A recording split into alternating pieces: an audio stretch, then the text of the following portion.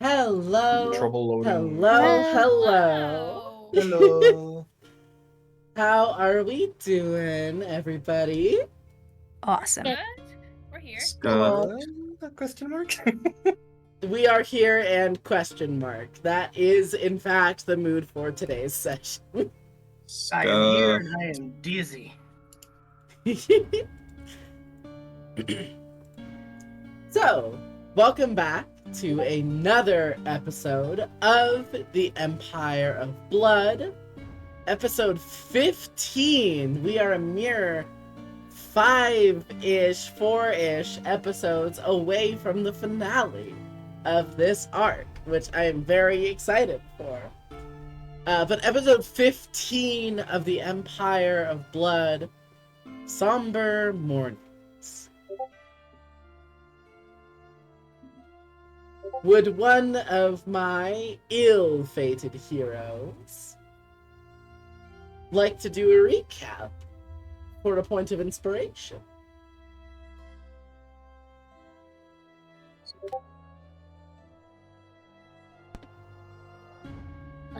It's sneeze. I'm not doing it because I have to sneeze. You're not doing it, you just have to sneeze. Very valid. Yeah.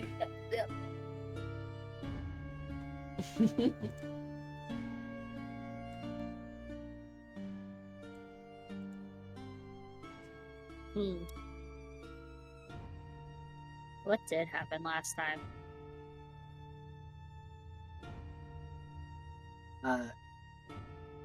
Well, for one, If I have to do the recap, gotta it's re- okay.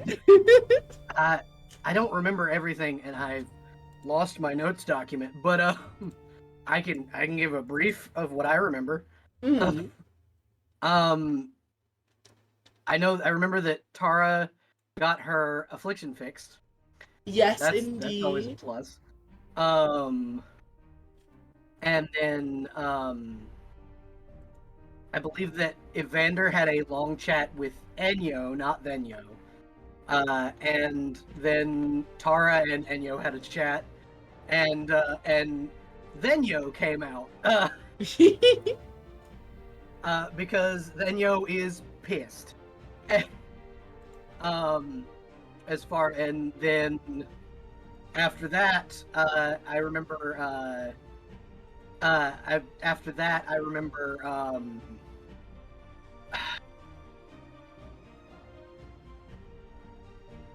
My brain is blanking on names. Who are we looking for? I'm clicking back over to the Discord because everybody's names are there. Heron went, and I cannot remember the events that led up to the haircut, but I do remember. I don't know if the Kip chat was before or after, but I remember. Heron and Tara talking, and Tara being asked if she minded if people could see her through the dagger, and Tara was like, "Hell no, I don't mind. Let them watch." As she cut his hair, and then we cut his hair, and then we transed his gender. Kind of how that happened. And then I remember there was a discussion between actually, something that I kind of skipped over. Wasn't last session the session where Tara got to talk to her mom? Yes. Mhm. Hence where Tara- the name Gods and Ghosts from the previous session came from. Yeah, Tara got to talk to her mom and yelled a whole lot. Yeah, talking to your mom is, I guess, an appropriate verb. Yeah, that's what happened. That's Yeah, absolutely what happened. talking happened. Tara totally didn't scream at a ghost and scare the shit out of Kip. No. Yeah, just a little bit. But yeah, that's what I remember. If anybody else wants to take over, from there. I can add some clarification. You know what? I will let Vic go first. Last session, I literally have written down in my notes, Tara, Tierfi, Lysandra, and Kip all had a sweet bonding moment. Yeah. Heron sent a message to Calliope that didn't go great. Mm-hmm. I think she actually sent two. He actually sent two messages. Yep. That didn't go great. And one got a Galatea. response, and the other did Yeah. not. Yeah. Galatea went to the temple and tried to understand why her god chose her. A very big part was that Heron got to yuck Kipariso out the way that Kipariso yucks him out, but instead of smooching on people, it was by moving a dead body. Yeah, great. Congrats. Yep. Gal and Tara got in a wrestling fight. They wrestled. We all became Siric's best friend. Oh yeah,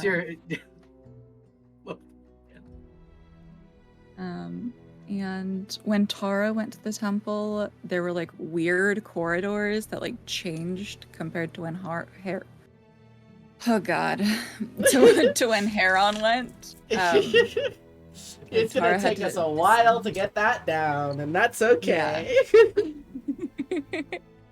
Yeah. And yeah. At the end, we all kind of got together and hung out. We were all besties and transgender. Also, sent a message to a god. We're all Siric's besties now. Friendship ended with the Empress. Sirik is my new best friend. Something monumental did happen. Kip and Lysandra exchanged more than 3 words without snapping at each other or sniping one another. And Lysandra offered to come to Kip's house to help convince his religious mother. Yeah.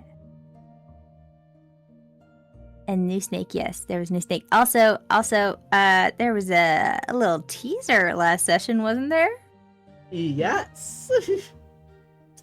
After Lysandra sent out a sending to a distant relative, you all got a little teaser of Volrayan, who will be showing up in the next season of Empire of Blood whenever we begin the next arc.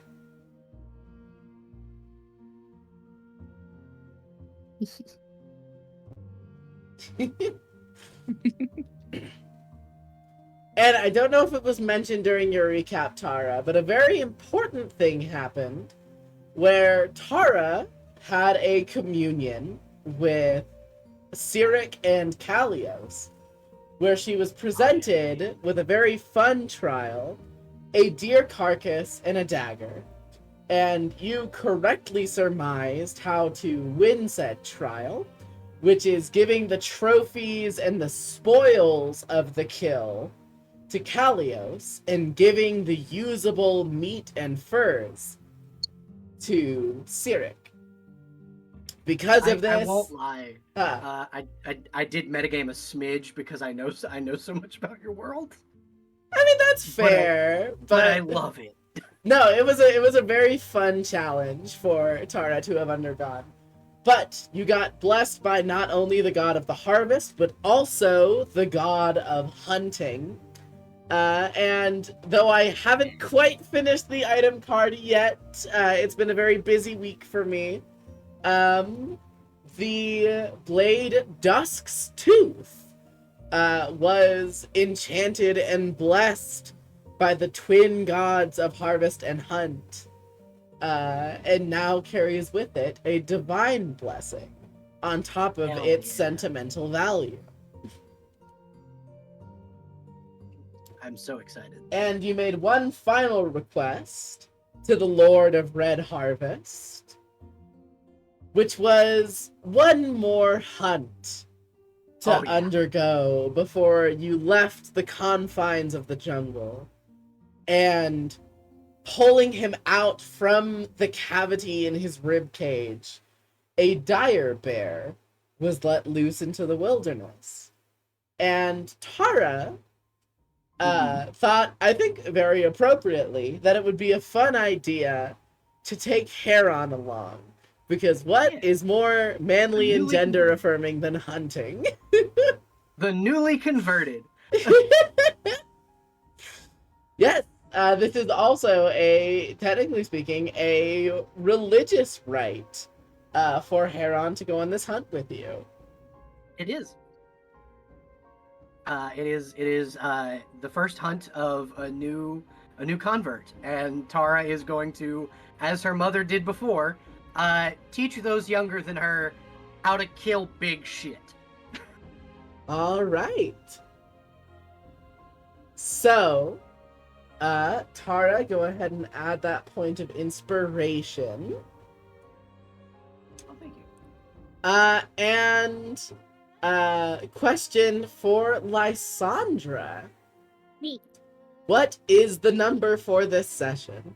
Oh, shit. Oh, no. 15? 15 Oh no, was that's the last session. time. That was also last session. Yeah. I was asking for 15. I mean, you can repeat numbers, but do you No, but have a that's- new number that you want? That's like the number of the session. That's the episode number. I got confused. I'm gonna do 13. 13. 1-3. All I'm right. gonna watch everyone's rolls. The luckiest number. Time to be a narc. Alright, you gotta legally tell me if you roll a 13 now, kids. And then Lysandra, regardless of distance, can tell you what your new number is. Hell yeah. Alrighty. Hell yeah. So with that being said, let's get into our 15th session of the Empire of Blood. Somber Mornings. For the first time in a long time, each and every one of our ill-fated heroes wakes up that morning with no life-threatening situation looming over their heads.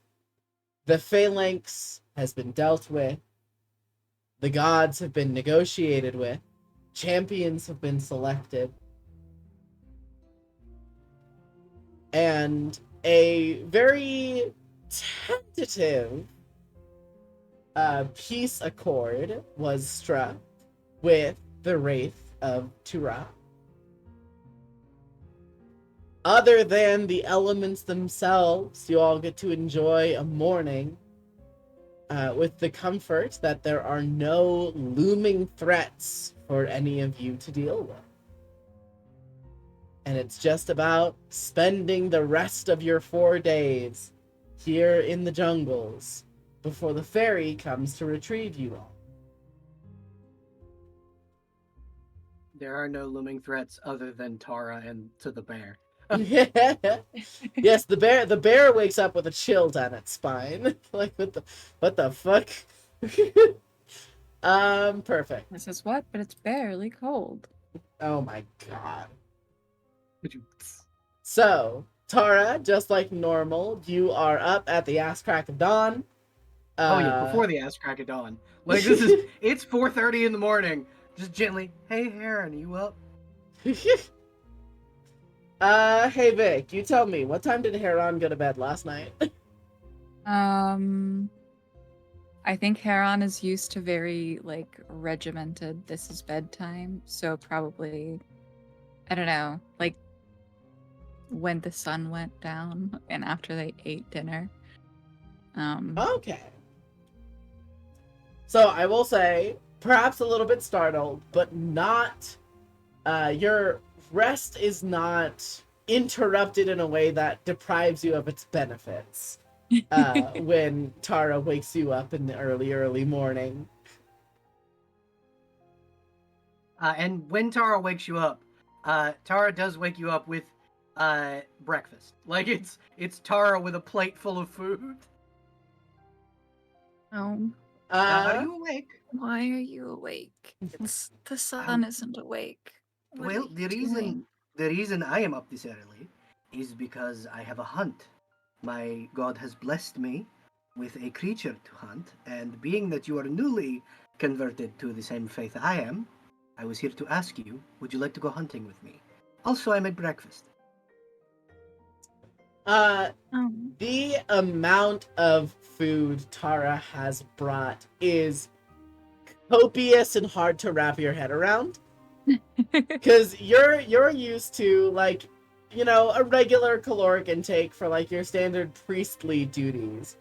Tara is built like a fucking truck, is up early every morning, and spends almost every waking hour doing some form of physical exercise or exertion. So the amount of food before you is unfathomable. Yeah, this is what Tara eats for breakfast every morning, and she made triple because Galatea is also conscious, and Tara was like, "Oh, somebody else to eat with me, sweet." Yeah. So she made triple what she normally makes. Galata is usually awake by 5 a.m. just to train and practice. Yeah. So Tara has made breakfast for the three of them. Because Tara's been working out with Galatea till Tara was like, okay, I'm gonna go wake up Heron. Yeah, I think Heron is just like, oh, okay. And he would just take like, I don't know, a piece of It's just like a bacon, eggs, whatever she could get her hands on. Yeah, just like I'm imagining like a piece of like stale bread and just like piling eggs and meat on top of it, and then it's like, this is good. this is good. This will be a regular occurrence. Me coming and waking you up, just so you're aware. If ever you should not want to hunt, that is fine, but I will always offer. Okay, that'd be nice. That's nice. We're gonna go on a hunt? Yes, there is a bear that has been given to me by Talios and Sirik. Oh, okay. Yeah, okay, yeah, let's hunt for Sirik. Give me like 2 seconds to do my hair. Actually, never mind. Actually. Tara will kind of step forward and gently run her fingers through your hair. The claws on her on her fingernails, like gently scratching your scalp as it slicks back a bit. And she goes, "There you are. I used to help my little brothers do their hair all of the time. Don't worry, you're in good hands." Oh. Usually my braid would take me like a couple of minutes at most, but this is actually a lot easier. Yeah, it really is. Heron, understanding the beauty of the messy shag. It's powerful. You just run your hands through it and you're like, that's lookable. And then you just go on with the rest of your day. Tara will lead him out and kind of have there's like a stump made into a table. This way you don't have to, stand and eat. Please come sit. No, standing and eating is okay. I can stand and eat. But you don't have to. You are allowed comfort. Please join me. And she is sitting. Okay.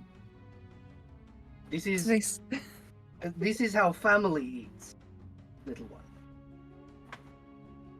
And she will begin to fucking scarf down her breakfast. That is okay. That's not how my family ate, but you know what? I could get used to it. Meanwhile, I just want to imagine Galatea is like taking out cutlery, a wooden plate, and cutting things very yeah. civilized.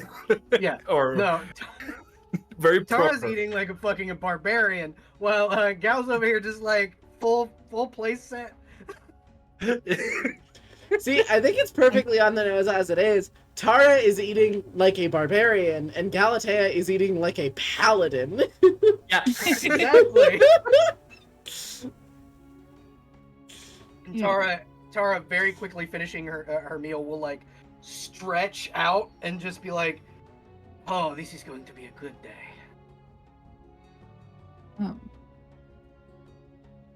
Yeah, Heron is eating with his hands, but just like he's making like a sandwich, basically. Hell yeah. Tara just like, that was a good idea. I should have done that. Oh, yeah, if you need to like go and eat on the go, it's super handy. Just like pile everything on and you're good. That is It's so smart. early. It is Why are early. you awake? I am awake this early every morning. I hunt and teach the dragons. One moment. And Tara will whistle and it's a whistle she does as a signal to Typhon and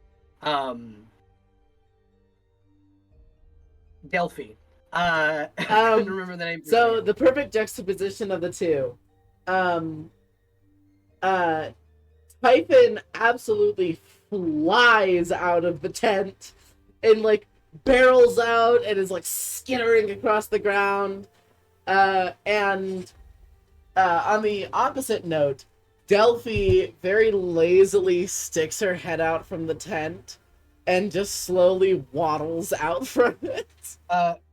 Tara picks up Typhon and goes, "There is my son. Come on, let's go hunt. Hunt, hunt, hunt! I'm so excited! It's a bear today." We're going on a bear hunt! Yes, we are. Are we gonna catch a big one? Oh yes, it's a dire bear. Look, I had to make the joke. It was right there. It was right there. Yep. We're going on a bear hunt. Mm-hmm. Whatever portion of Heron's breakfast is not consumed by Heron, Delphi will eat instead. Oh, Tara made Yeah. breakfast for them too. Oh, I know. Delphi will still have Heron- Heron's portion. Yeah, Heron will be like in Draconic, just like, do you want the rest of this? Go. Here. Just hold it up to him. Sure.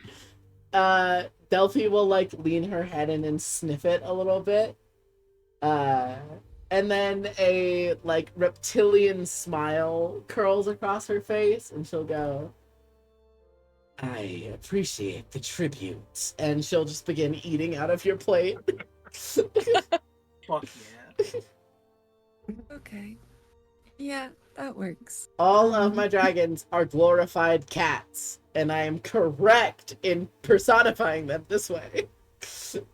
Tara, not understanding a lick of Draconic, still just loving on these dragons. Oh, of course.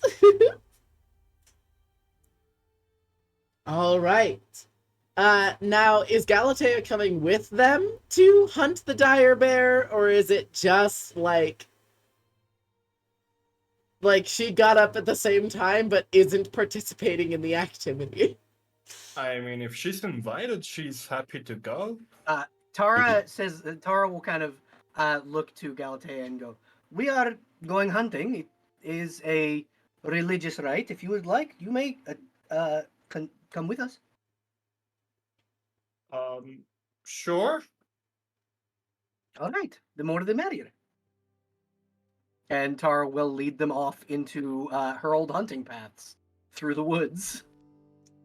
Incredible. And you begin to walk, Heron following behind you, then then Galatea, Typhon up on your shoulder, and Delphi in the sky getting the dragon eye view.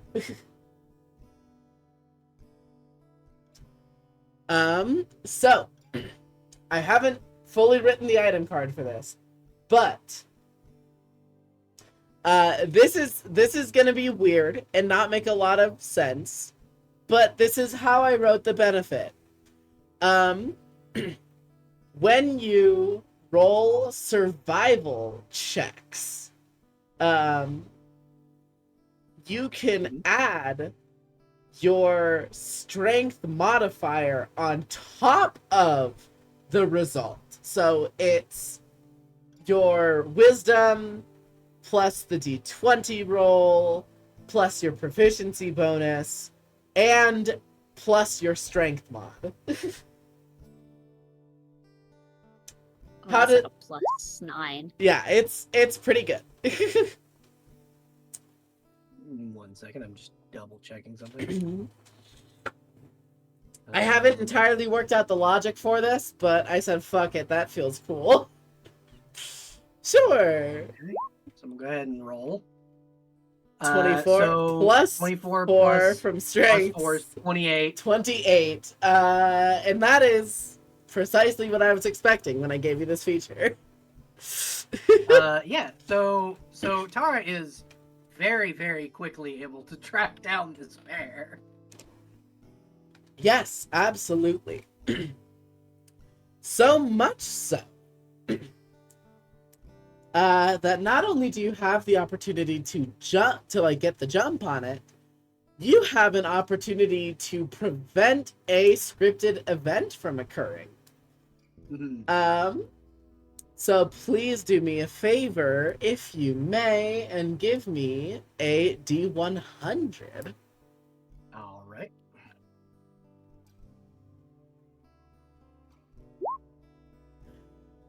It- 17. It was a 25% chance of this event happening by the time you got here. And you rolled a 17. So unfortunately, this does still occur, but it was close. Oh, is somebody trying to steal my fucking hunt? Nope, that's not what's happening. Never So, received something. Lottie, Heron, Tara, Delphi, and Typhon. You all have the element of surprise. You are unnoticed by the bear. You have a perfect opportunity to get the drop on it. And Tara, a split second before you engage whatever your plan of action is, you notice the bear looks slightly different than when Kalios first summoned it. It still has the dark matted fur and the bone-like plates and protrusions coming out of its shoulders and spine and head. But you also see a dead elk lying in a pool of void sludge that the bear is just haplessly eating I from. knew it. I fucking knew it. Oh, fucking great. Again, Oh, shit. even when she's not actively against you all, the Wraith is still a hazard here because she is slowly spreading void corruption throughout the entire jungle.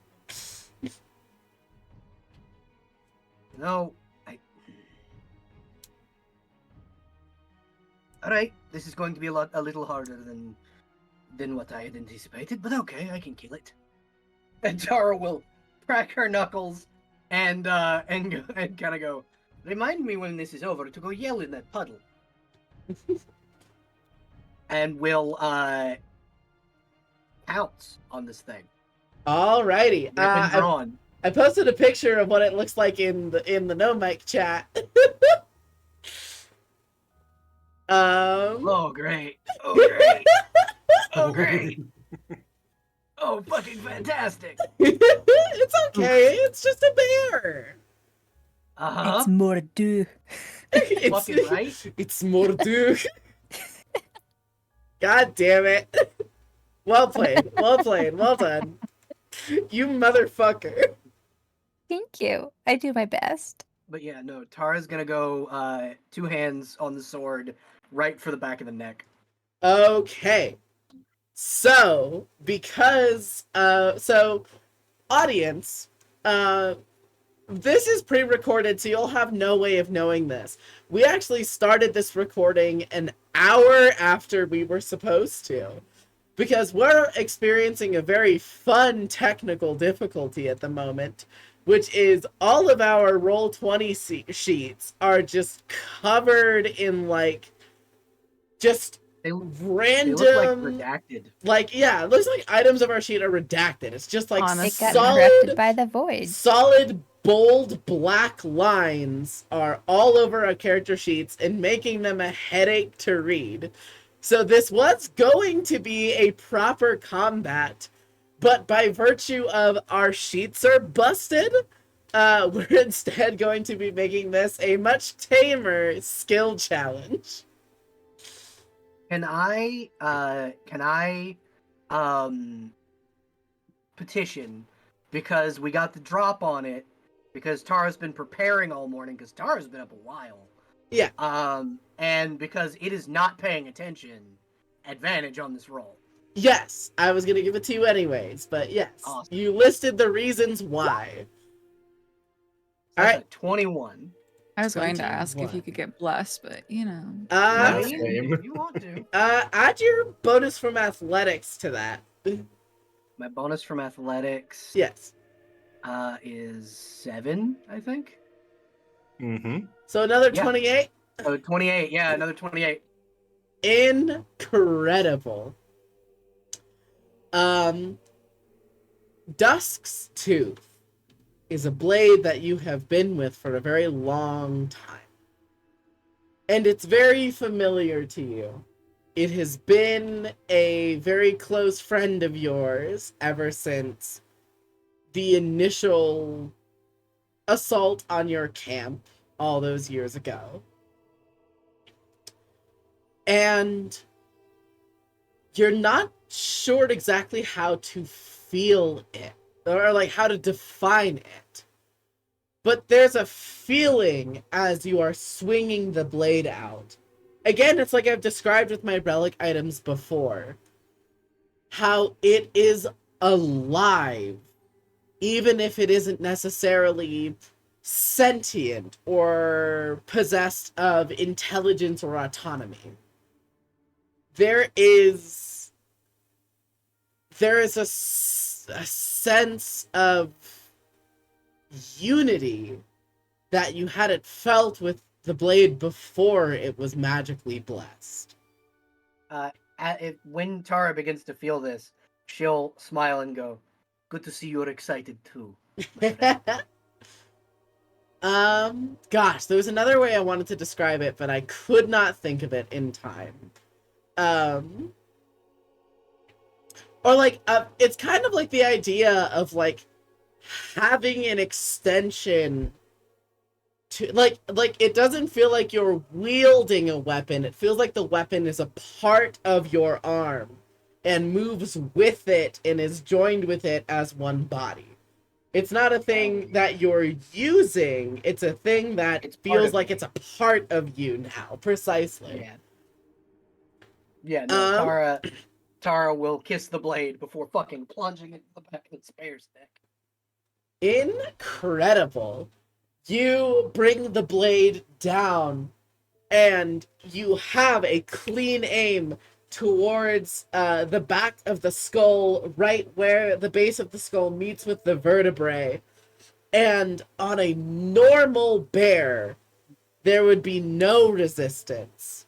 But this being's fortified anatomy, while you still deal a significant blow to it and are able to sink the blade a good 2.5 inches into its neck, it is not able to fully slice through like you would normally anticipate. So basically what happens, you all watch as Tara comes around, leaps on the back of the bear, and stabs her blade into its neck. Not enough to deliver a killing blow, but enough to get it jammed in there, and the bear begins thrashing. And Tara is just bracing her upper biceps and her thighs against the body of the bear and just holding on as it starts to thrash. But it's already, I think to put it, it's already entered flight mode. Like, forget fighting. This thing is about to go on the run. So, with that being said, Heron and Galatea, what are your intended actions here?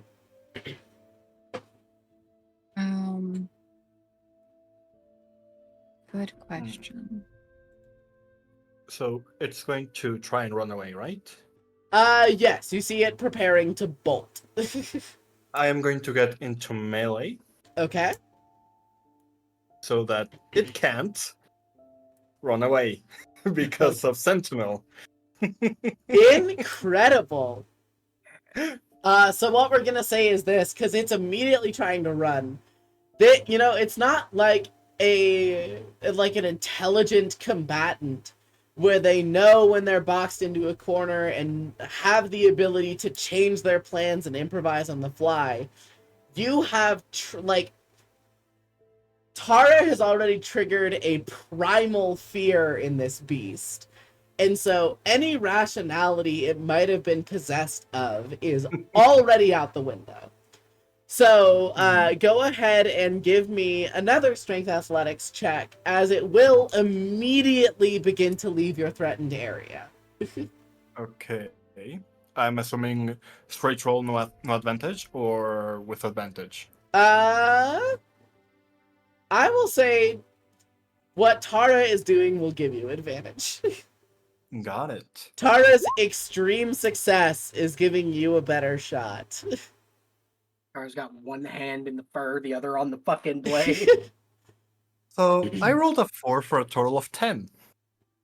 All right. So you still make purchase on the beast. And you are able to hobble it, but you do not stop its movement entirely. I know this kind of goes against the rules of Sentinel, but you get it stopped for a round, but then it continues moving. You haven't fully halted it. You've got it. You stunned it a little bit. You cut a portion of a tendon in its back foot, and it looks like it hurts like a motherfucker. But the bear is still making a break for it. Heron, how are you going to be impeding this beast's escape?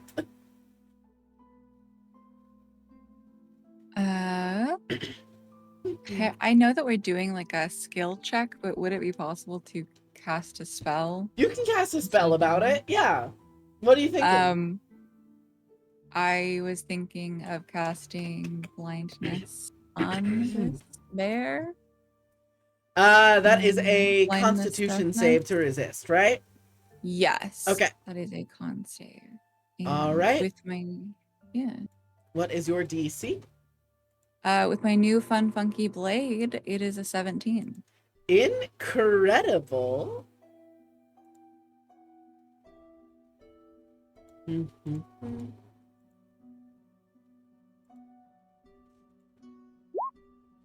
The Wraith Bear only gets a 15.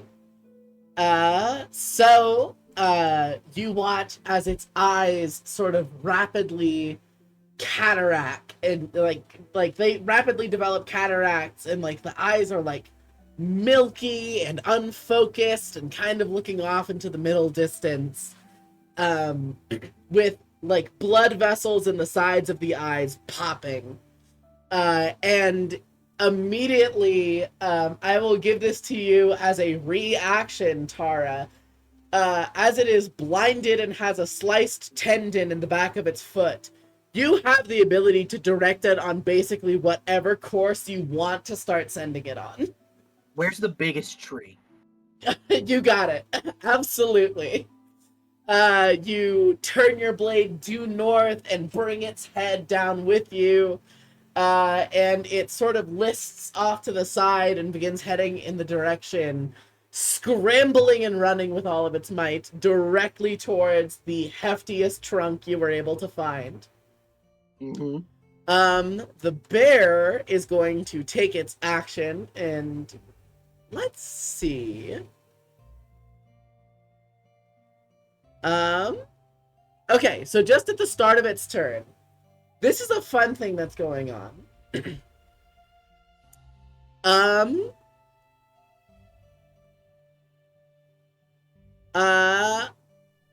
Just from your proximity to it, Tara, Mm-hmm. you suffer 5 points of cosmic damage. And you see as the wound in the back of the bear's neck that your blade is sunk into is slowly beginning to close itself back up and force the blade out of the wound. The blade is still in there, but like you've lost about like a half an inch of give in the bear's neck as its wounds just begin suturing themselves closed. That's just the start of its turn. Let's say 15 Constitution. Oh, that's a save. Okay, cool. How much damage did I take, and does that go to my hit points, or where does that go? 5 points of cosmic. If you had temp Okay, HP, it'll sink into your temp HP. Well, no, I was making sure that didn't go to my stress, because I know one of the types of damage does stress damage. No. I'm like, oh god. Oh god, I just got rid of all that. Certain cosmic or psychic damage effects cause stress, but the damage type doesn't inherently cause stress. Okay, cool. Tara's gonna lean down and speak to it. It's okay. You are fine. It's gonna be at disadvantage, but I'm gonna give the brave bear a... Okay, so I want you to give me animal handling, also at disadvantage. Alright. Where'd it go? That's a 13. Okay, not terrible. Wait, alright. 13. 13's been rolled. Huh. No, it wasn't No, a base no. 13 on the die. Damn. No, it's I a got 5. excited. Total 13. Man, I'm an excited dog. I'm like, what? Huh? Huh? Who? What? Me? Huh? What? Damn. Okay, I got my hopes up. so it's a disadvantage, but it has a +7. The Wraith Bear is going to make a perception check to see if it can sense the tree that it's about to run into. We're going to set this at like a DC... We're going to set this at a DC 20. +7, it has to... Oh god, it has to get a 13 or higher on the die. So, basically, because of Abby, it has to get a 14 or higher on the die.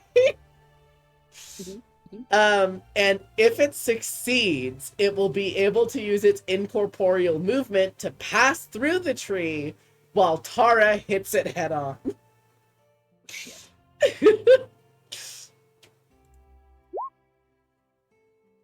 Oh, damn. If it wasn't at disadvantage, it would have been successful. That blindness was very important, Heron. The bear collides muzzle first into a large, thick-trunked tree. You, like, just because you're on its back, Tara, you can hear, like, some of the bones in its snout crack at under the impact. As they break, Tara gives just a satisfied growl. And is there anything else it can do in its turn? Yes. I need a wisdom saving throw from all of our humanoid combatants. So that's going to be from Lottie, or from Galatea, from Heron, and from Tara. So that was a 15 on my 15 succeeds, which is good for you. Okay. Also, you rolled a 13 on the die, so Abby, do you want Belle's wisdom save to be anything other than a 13 or a 13? I love Tara, so Tara gets a natural 20. Okay, Tara gets a natural 20. Power of love. Okay, Hell 27, yeah. 22. Okay, none of you are incapacitated. That's great. Also As Somber just wise. feels it from way away. Tara's in danger. No. Tara's in danger. But yeah, basically what happens is a large, discordant roar emanates from out of the mouth of the bear.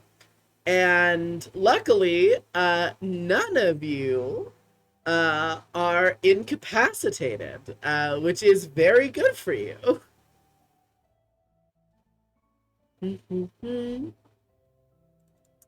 Okay, so that is back my at turn Tara. Yes. So Tara is going to lean down, whisper to it, "Go to Sirik in peace," and will stand up, put her boot on the back of her sword, and kick down.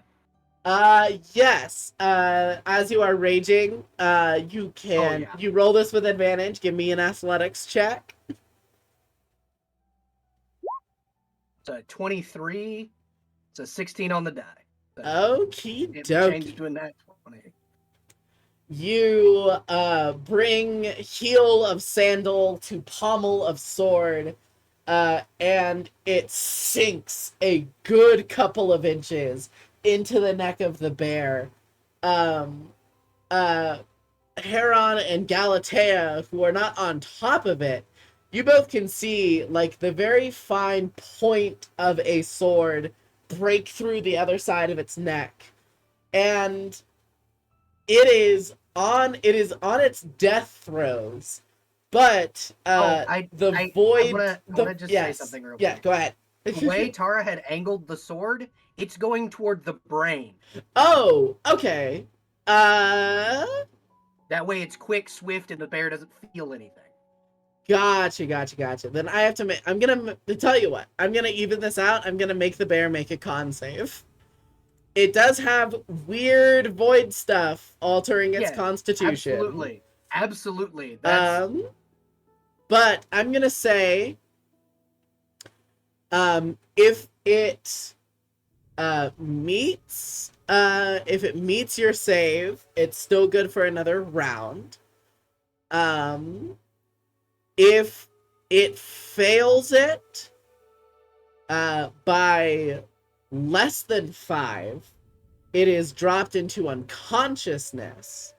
And if it fails it by more than 5, it is straight up dead there in the instant. awesome. Has Because Tara as an experienced hunter would probably want to, while this bear is void tainted, she doesn't want it to suffer. Exactly. A 12.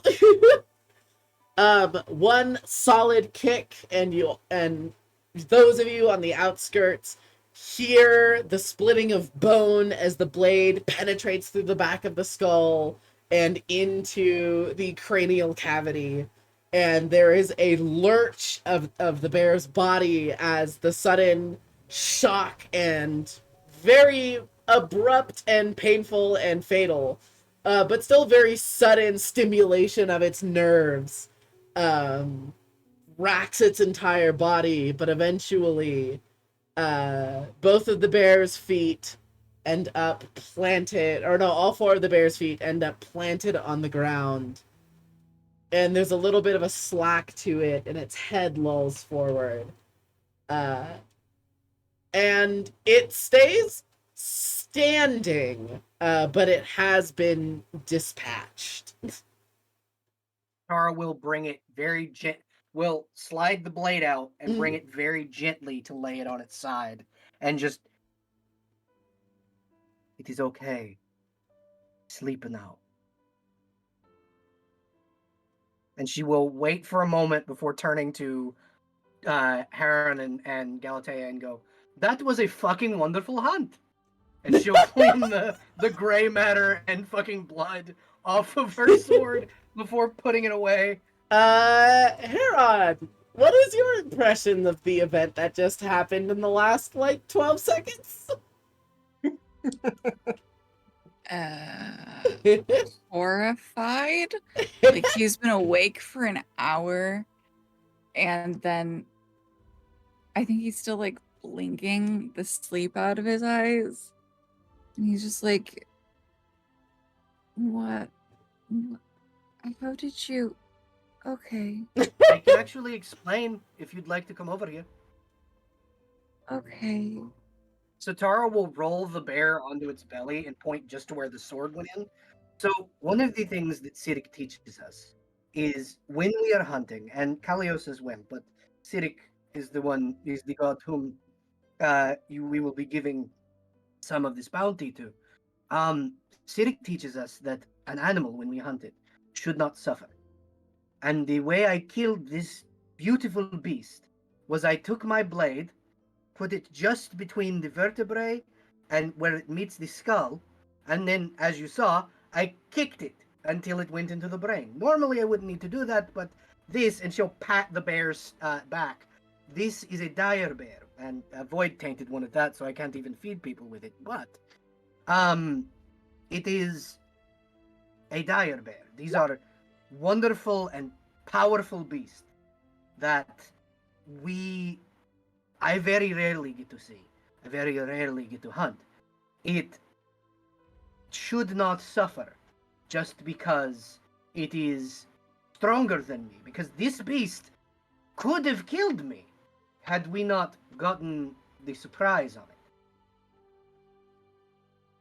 What we do now with the bear is I will butcher it because it will need to be, and then I will leave it for offering to Sirik and Kalios, and this will be our bounty for the day. Okay. And then I will have a conversation with the Wraith. Void tainted deer. He's grumbling. And if you'd like, you may help me to clean the carcass. I will not make you participate in the gutting of it. That is for me to do. It was my kill. But if you would like, you may help me clean the pelt, so we may offer it to the gods. Okay. But first, Okay. you need to rest. This will take me a few hours. I'm not gonna do the gut thing. No, you are not. I will do that. Gross. Yes, it is. It is a gross process, but it's how we get our food.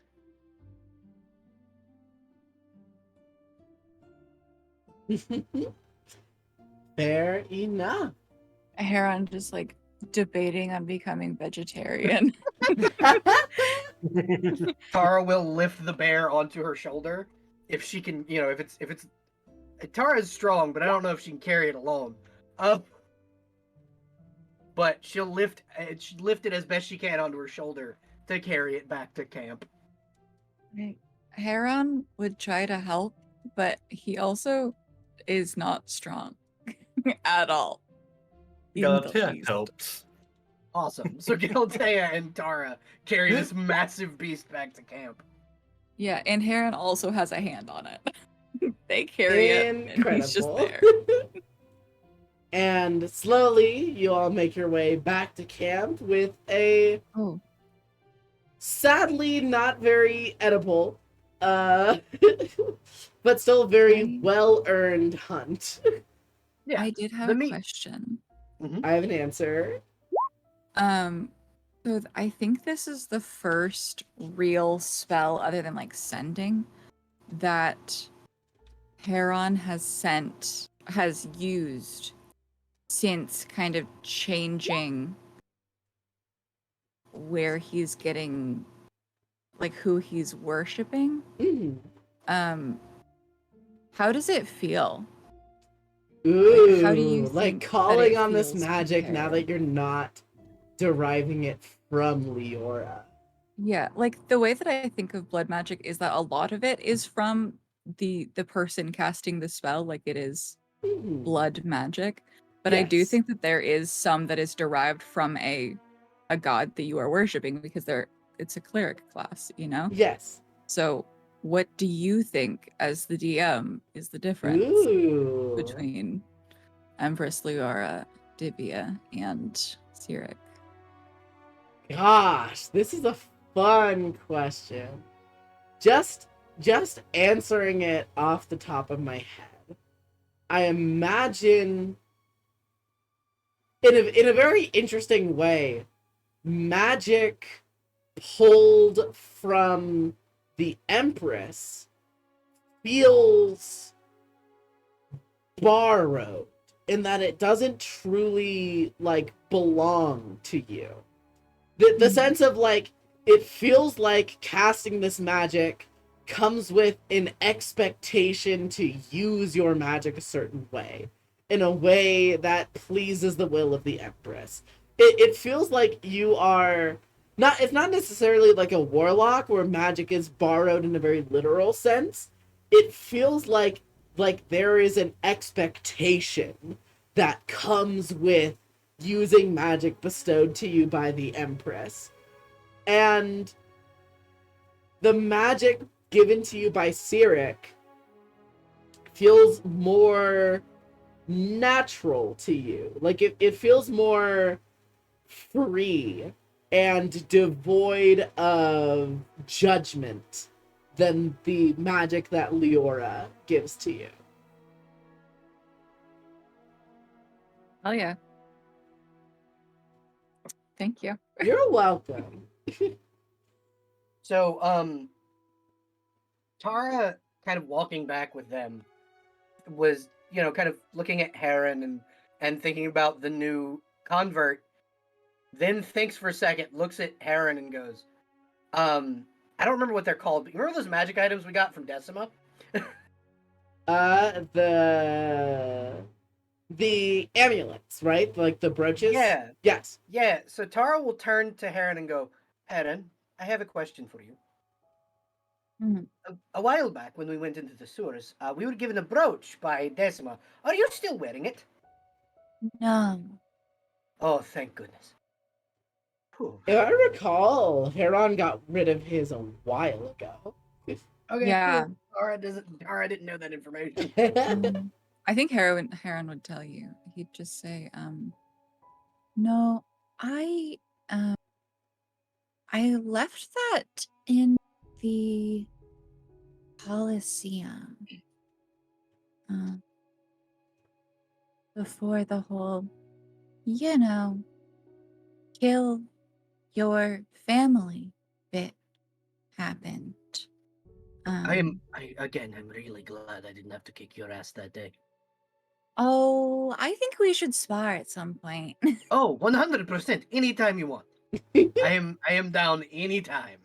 You are physically scary. Like you would physically kick my ass. Oh, I your think magic would destroy me. It'll be I great. think it'd be fun. I want to imagine Gautier just like staying quiet, just listening to them both. Like, I can do both. That is correct. Galatea can in fact do both. You got magic and sword skills. The best Yeah. of both worlds. Tara's working on it. Mhm. Yeah. Yeah, I got rid of that a while ago. I don't know if I'm gonna have like a place to stay when we get back. Yes, you will. Yes, you will. I will make Kipariso come into my room and you will have his. Ew. Not like that. I flirt with your cousin in front of people because it makes other people uncomfortable. Ew. It's funny. It is funny, but also it's not for the comedy of it for me. It's because he is uncomfortable in those situations. So I make people leave him alone. I don't think he's uncomfortable with you. I'm sorry to tell you. Oh no, he doesn't become uncomfortable with me. he becomes uncomfortable with other people, and then I make them uncomfortable. That's the point. Tag teaming, essentially. Yes. Ew. Well, I haven't. Yes, you know Ew. what? You know what? Never Ew. mind. But no, I promise you, I have not and do not have any plans on sleeping with your cousin. Yet. Okay. No, don't add a yet on there. I'm not okay, listen. I don't talk about my feelings often, but I am not sure about Kipariso, but it's more of a I am affectionate toward the little bastard. But also we have I don't know. It's more of a we will see. Yeah, we do still have to go deal with the whole Eudoris Yes. situation. Yes, we do. Hence why I will keep my feelings to myself for now. No, I am not a person to be giving relationship advice in the least. But I would say that's about it. Don't keep things to yourself. Don't bottle it up. I didn't bottle it up. I told you. No. I What can't Heron keep means is, secrets. yeah. Damn it. Hey, This hey, is why I real, only hey, talk to Tirfi. hey, real quick, Belle. Too real. Too fucking real. Dial it back a bit.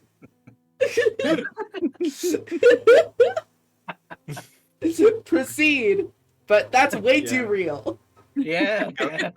Galatea is going to chime in and say, yeah, I mean, not only does Heron know, I also know. And Shit. also, Yeah, and you can't keep your mouth shut for shit. what do you mean I can't? I definitely can. However, if it means I can mess with you, I will tell him. See, that's the point. I You don't and think that fucking horse of yours. Oh, Pistis has What's a wrong mind with of the her horse? own. She does her thing. That horse and I are eternal rivals, and one day I will wrestle it to the ground and keep it there. Sure you will. Fucking shadow horse. How do you wrestle a shadow? I will figure it the fuck out. Hmm. I mean, you did just watch her wrestle a bear that did have the ability to go incorporeal. It just didn't, Yes. but it could have. It didn't in time, yeah. But here's the thing. The bear was originally physical. Oh, yeah, Pistis was originally my shadow. That's fair. That's fair. If I place a blade in Galatea. the back of Istis's neck, it just becomes a shadow again. Plus Galatea isn't smart. That's also fair. All right. Without a shadow of a doubt, I believe in Tara. Oh my god. Yes! Yes! I love that pun. Thank you very much. On the way back to camp, Heron, could you do me a favor? Depends on what it is. I need you to just roll a d20 for me. Okay. Or not d20, a d100. That's my B. Okay. D100. D100. 27. Imagine if it had been a 13 and then Abby can just Oh, the choose. tower. I There don't even know if it was, would fuck you up or not. there was a 1/3 chance of this event occurring, and you got Oh, no. below a 33. Uh-huh. Yay! Yay. We all get brownie points. Heron, Uh-huh. you receive ascending. Oh god.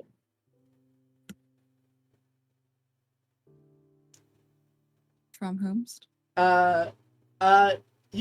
You will know because this is a familiar creature to you. This is a sending that you get from the Empress. Mhm. Oh, okay. Yeah.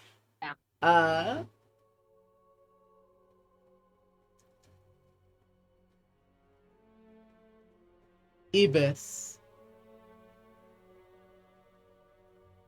I hear that the mission has been going well, which is very good. I am incredibly excited to hear your entire progress report when you return to the Empire in 4 days. I heard a word from Calliope that you have already succeeded in the mission and did not need the full set of allotted days that you were given. A most esteemed display of your loyalty to the Empire. As such, I am happy to inform you that when you return to the Empire, you will have 1 week to rest while I prepare your sustainment ceremony. I look forward to seeing you soon.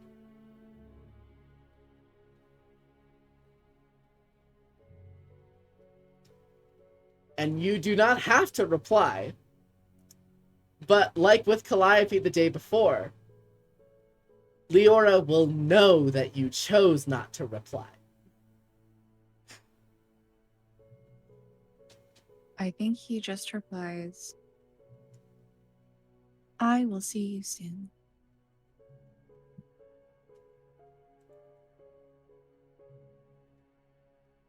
That's it. Okay.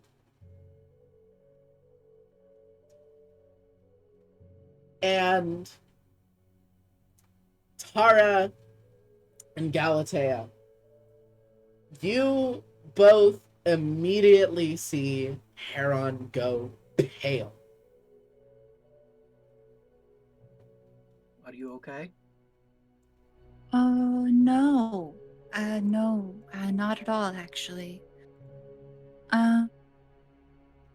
So, good news. The Empress is under the impression that I've done a very good job and deserve a reward for it. Mm-hmm. They want to make me a silent sister when I get back. That would be hard, seeing as you are a man. Yeah. I don't think she cares. One more reason for me to hate that bitch. Yeah.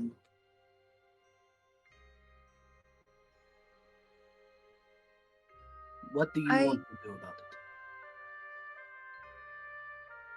Well, she said I'd have 7 days when we get back before I can become one of them. So we have 7 days to hide you. Simple. I Well- don't want to hide from her. Okay. I do have one thing we could do. So, Mhm. please do not tell anyone else. However, underneath the Colosseum, you know, where all the executions are held, there's a system of pipes and collection system to fuel. Oh yeah, the blood stuff.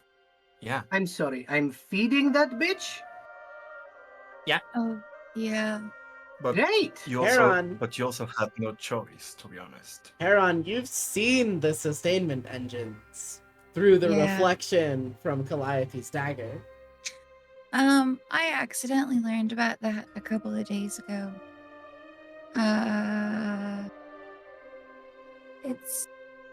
It's rough. It's actually worse than you think when you see it. Yeah.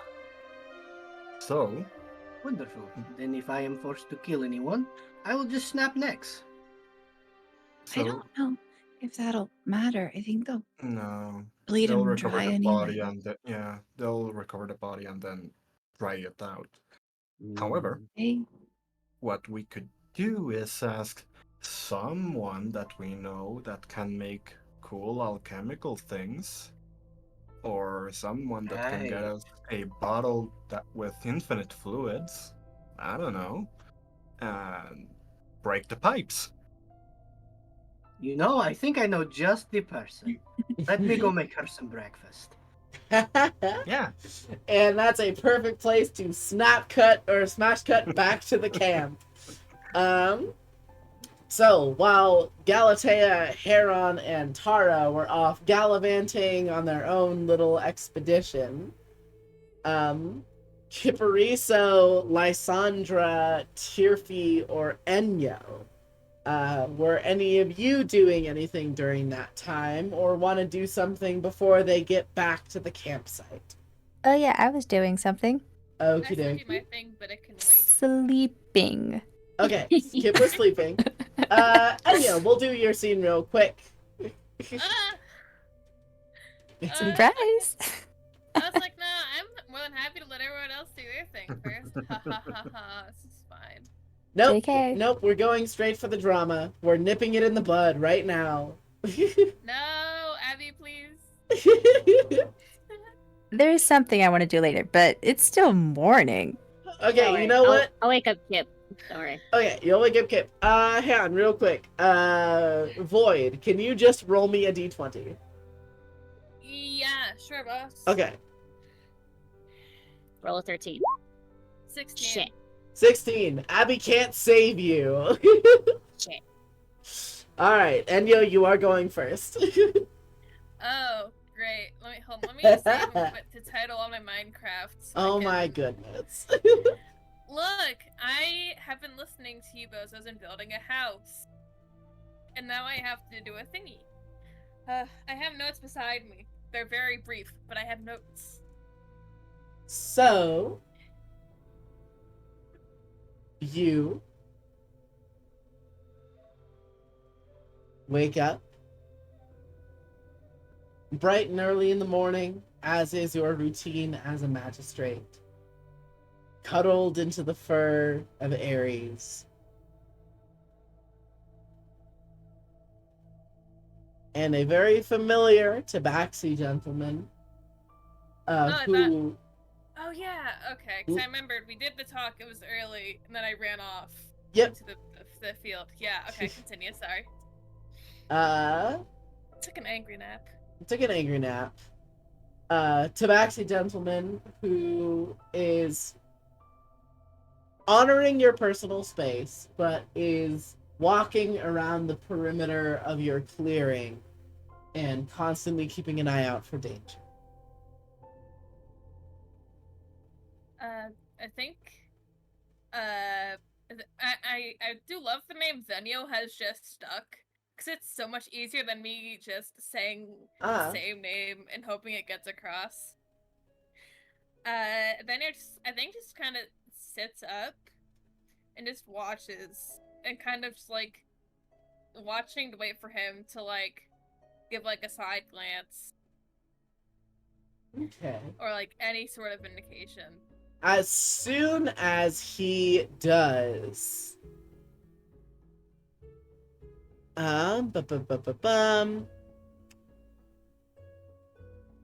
you see, he looks at you, sees that you're awake, squints a little bit.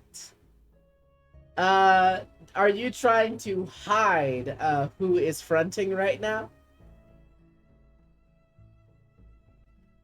You see, if I was not currently confrontational, Fair enough. I would consider. I think what I don't even think he needs to do anything. I think just the like passive look, like passive jaded look, is sort of like it's like an you know, the magistrate doesn't make this face. Yes. So, passing a 19 on his insight. He did not roll a base 13 on the die, Abby. Damn. He will look at you recognize you and very solemnly lower his head and say, I hope you slept well, Enya. As well as I can. Sit down. Come over here. I don't bite. That's not truthfully what I'm worried about. But he'll step over. Look, I was mad earlier. I'm still not happy. But I'm not gonna. I'm not gonna yell at you. I'm not gonna bite your head off. Verbally.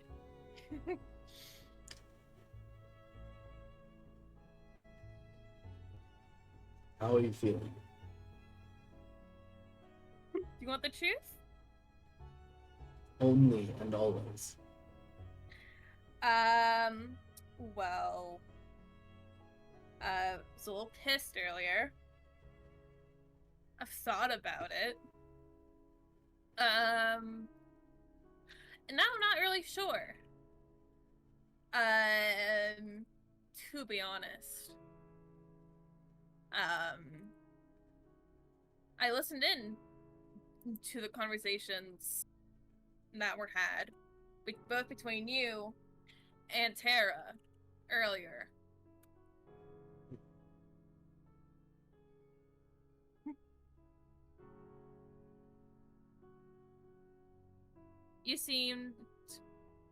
You wanted to talk to me, you were sad, so I'm here. I have not. I have had a desire to talk to you, but I think more than that. I've had a want to give you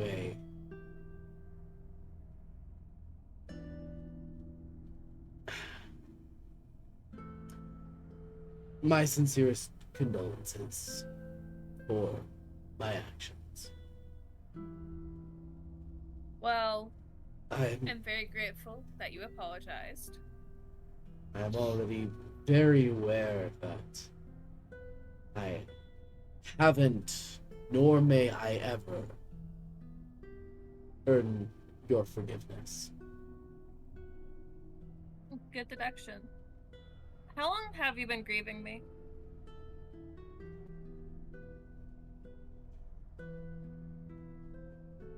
From the How moment long I have you found just- you, I'm also asking because I have no concept of how long it's been. I just sort of died. And then only a couple days ago, I was existing. So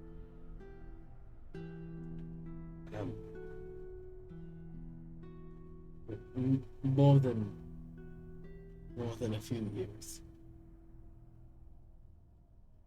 cool. Okay.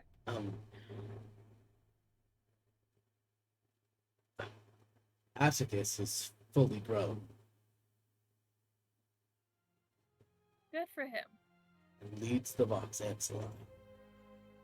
I take it he's not happy with you either. No, I have not been allowed contact with the Ancillon for a long while. I think it's for your best interest. In the end, anyway. And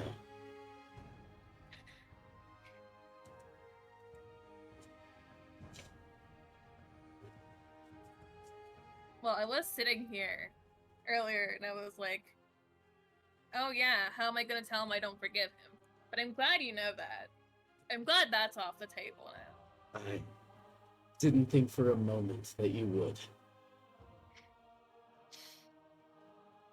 It's strange because I've just been dead, but I've also been angry and like just in a weird space to be angry and upset. I'm still mad. I'm just kind of burned out the immediate, I want to throttle you. But if I can speak frankly, Always, I do.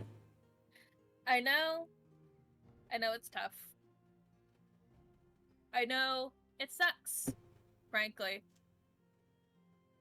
But eventually, you're gonna have to finish processing your grief and look in front of you and see there's someone who actually likes you here. Someone who actually does want to talk to you and not want to rip your head off like every 3 seconds. If I wasn't already sure that you were you, I would have done it. Just as cross as ever. Mm-hmm. I mean, I could be angry and just yell and throw a fit. That wouldn't get us anywhere. To be Quite fair, that is frankly. more what I was expecting. Also, there are people here. And even though they probably think I'm just a person with nuts for brains up there, I like having some decorum in front of strangers.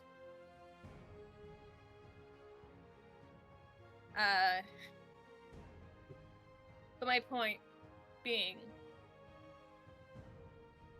I know grieving is tough. It sucks rocks. I'm not saying you're doing it great, or well, or at all. I think you've been stuck in denial for ages. Scathing, but a fair assessment.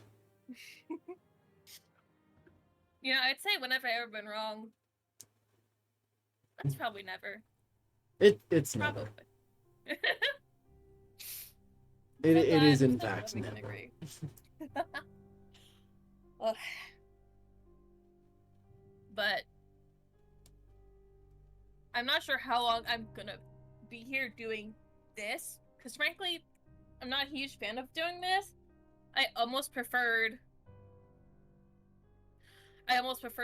being nowhere, so I could at least live in the peace of having nothing around me. Can you give me an insight check, Enya? Yeah. If Roll20 will let me open my sheet for me. That's a solid 9, baby. So, with a -2 to his deception, because he is not a charismatic man, Evander rolled an 11. Damn, this motherfucker lying to me? Which means that the base number was 13 before Well- the -2. What am I walked away. Evander's 13. making a deception check. One. Unlimited power. Take it Do I everyone. want our little meow meow to get away with this? Bestie, you want this little meow meow to be safe for a little bit, or you want to be angry at the little meow meow? Listen, she's trying to keep her cool in the way that, like, she stewed this anger for years and years. She's just trying to get this man to stop crying about it.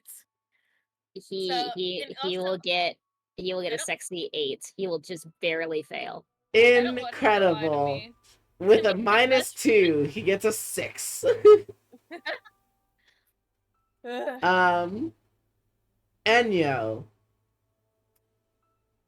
There is a look on Evander's face, which you do not catch often, but you would know it better than anybody, which is a very guilty expression of him having pertinent information and withholding it. Spit it out. Come on. Do not make me track you. Do not make me treat you like a dog and grab something out of your mouth. Tell me. Come on. The Oracle. Lysandra Mm-hmm. has seen into our shared future. She's an oracle. Of course she has. You perish in less than 2 months' time. I think she just kind of looks down at the body. Or less than 2 weeks' time. I should I think, specify. yeah. Anya just kind of looks. Vanya kind of looks down at the body and goes, "You know, with this, I'm kind of surprised I made it this long. You know, do not mistake this as me being chummy with you. I'm being professional. I'm However, aware. But However, my old body was already a time clock anyway. So, like, I'm not surprised. I know. But I have learned my lesson. I will do better by you this time. But I am not only grieving you from before, but I'm also grieving you in advance.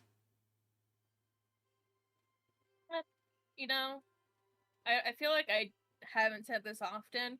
Time is weird. I don't know how it works anymore. That's a really smart thing you just said. Good job. I think she takes his hands. Madi his paws, I guess. Fuck, this bitch is a cat. She takes his hands, looks him in the eyes, and squeezes his hands. Look me in the eyes, right? He looks. We're looking at each other. I have absolutely no right to trust you in the way that I'm about to extend to you. I'm giving you one last chance. I'm dying in 2 weeks. This is a dying woman's wish, if you will. 11 days. Whatever. Number, they don't mean anything.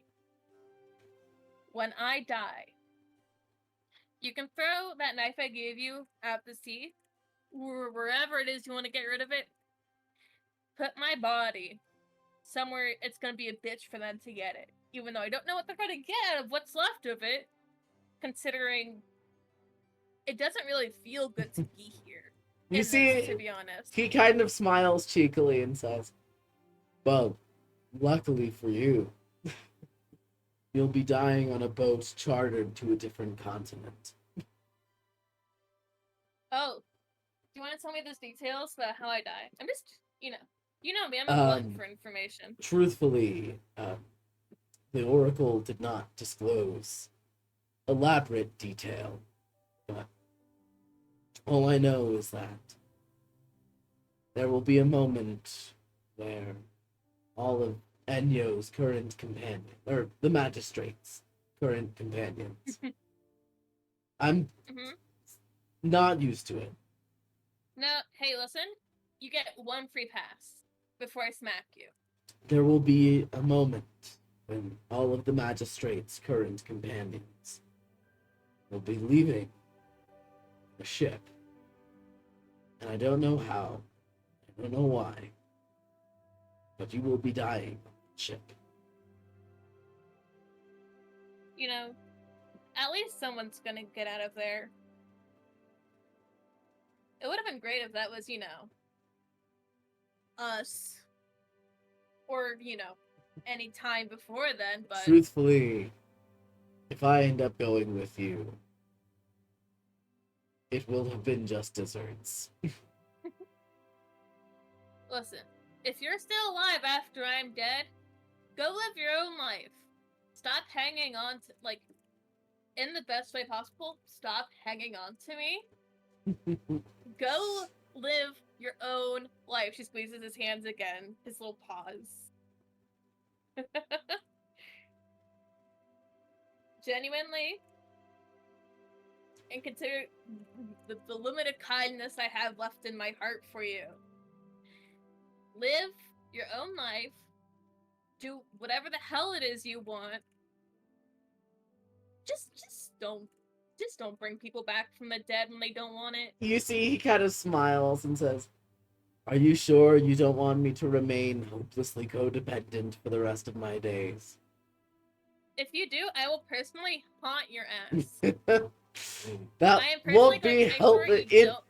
in this hypothetical, it won't be helping the codependency. It will actually be enabling it. No, it's gonna be haunting in the way that you're not gonna get any sleep, and you're gonna be driven crazy until one day you just lose it. And I will force you to I can do just something. sustain my body with ki. It's not. I see your Whatever. point. I see your point. You know, it's almost nice talking to you when you're not running away or crying. For a moment. Again, harsh, but earned. I guess I have one last question before. God, I don't even know what the fuck I'm gonna do. Like, oh no, I cursed. Oh no. I don't know what I'm gonna do. Considering the fact I probably can't go back to the city like this. Cause if I do, I probably can't fake it. If I see that bitch Leora, I'm gonna lose my mind. I mean, the prophecy has already given you a specific date. We're heading back in 4 days, waiting 7, and then you die. So you'll have spent a week in the Empire and not have gotten in trouble. No, listen. This is unrelated to the question, but I cannot tell you enough. I will not last a day if me, the person who was alive before. I know you love whoever it is that's in this. The garbage wreck of a body that this currently is. I would rather them deal with it than me, because they're probably gonna be better than me. Because if I even walk as Theora once, I'm gonna lose it. I'm just gonna scream. But no,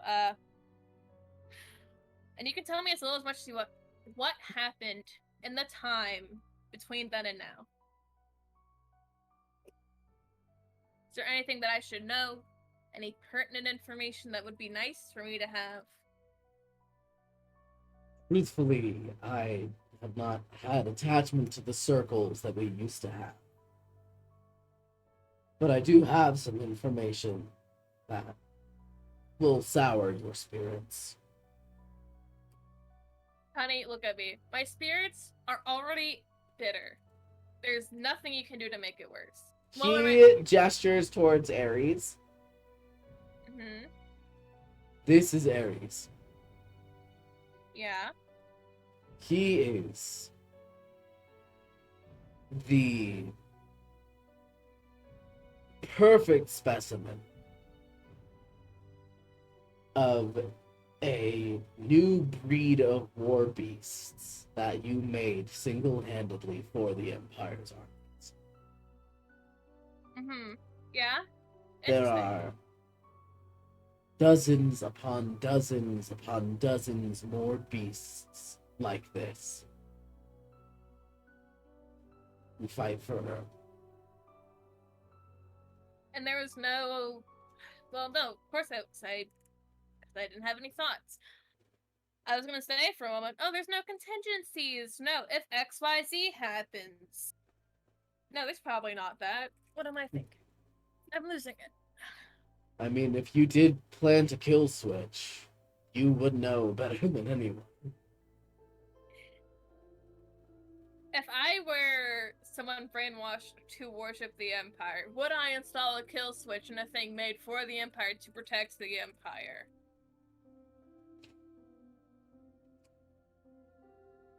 Probably not. Probably not.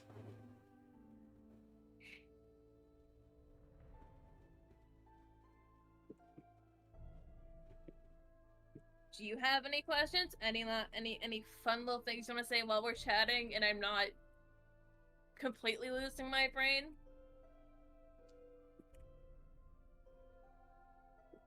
You deserved substantially better. Mm-hmm. Well, shit happens. It's not great. Nor am I saying it's okay in any capacity. But it happens. It happened. What am I gonna do, huh? I'm gonna go back there and somehow prevent them from finding things they shouldn't have found and then me dying. I don't think that's gonna happen. Oh, what happened to most of the stuff? Did they just get rid of it? Like all of No, it? your lab is almost entirely intact as it was. Except, the heretical stuff. Yes, of course. You know, Cool. you could sabotage your own genetic templates. Yeah. Just a thought. Yeah. We'll think on that. If somehow I happen to be in a clear state of mind when I'm there, I'll really think about it. But until then, and I guess until the foreseeable future, I'm here unless I can somehow not be here. Which is great. Fun.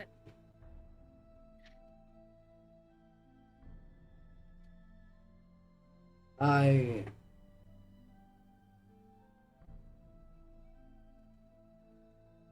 wasn't sure what else I was gonna say.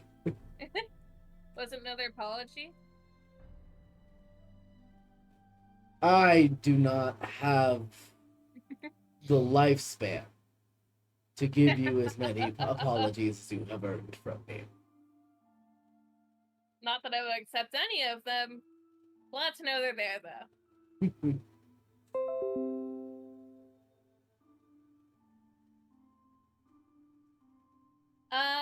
Hey God. Yeah. God, it's me, Jester. Uh-huh. I have no idea of, the gods in this, the shrine or whatever, right? Because I wasn't present when everybody went down there. And I don't think I've been given the information that it exists. Yeah, I'll say, the magistrate knows, but Enyo doesn't really. It's just some weird ruins that I just happen to be nearby. Yeah. And to be fair, the magistrate didn't witness the hole open in the side of it and people actively communing with the false divinities. So I think everything checks out. Mainly I'm like, wow, I could get rid of this thing real easy. And then I remembered, I don't know this thing exists. Right now. So it's fine. As long as Evander doesn't piss me off. As long as Evander doesn't piss you off. Easier said than done is all I'll say on that. Yeah. Oh, the things that Enyo doesn't know is, the forget me phrase. The one that I, the DM, forgot to have Evander talk about. But you know what? I'll keep it. Evander did legitimately forget to talk about it. To be fair, I feel like it's a thing where he's like, should I bring this up or will she get back really angry at me? Maybe later. This is kind of nice. But yeah, I think mainly, Enyo, is this gonna enjoy some peace? Evander can do what he fucking wants. Whatever his little heart size, he can go talk to the little goat man if he wants. That's all I got, baby. Alright. He better take the good graces while he has them. Lysandra, you wake up Kipariso. Yes. He's very grumpy. It would be in a lieu of, you'll see, the little paper dragon that is probably now draped over his shoulder. Circe! Yeah. This little paper drake, since Typhon and Delphi are not around with her. And she has, a series of, strange knickknacks in one of her clawed hands. Mm. And she looks down towards Kipariso and goes, remind me again. Heron said that he might be in peril when he gets back home, correct? Right, good morning, good morning, good morning. Wake up. Come on.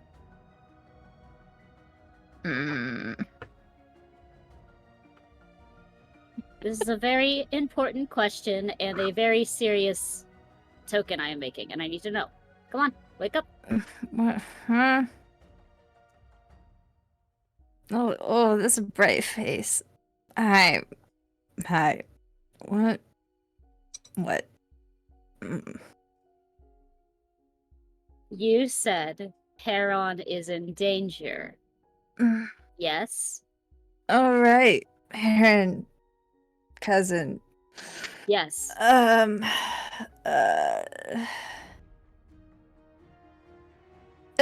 and Kip starts to drift off again.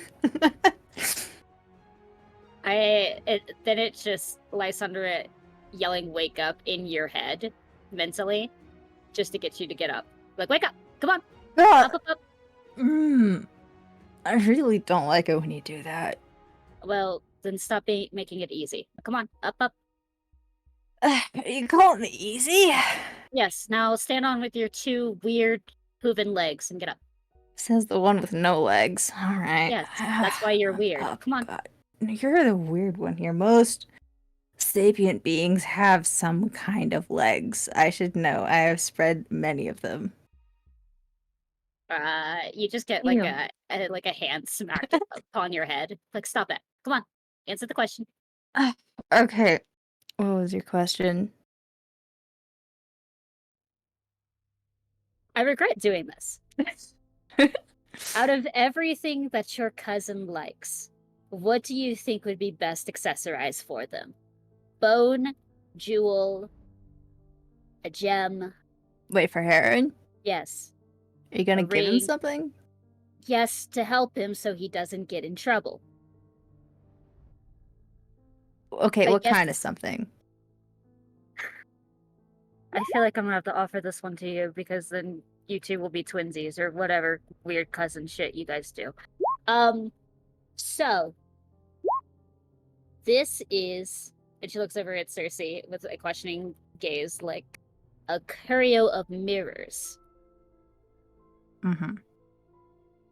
And when you have it on your person, there will be two of you,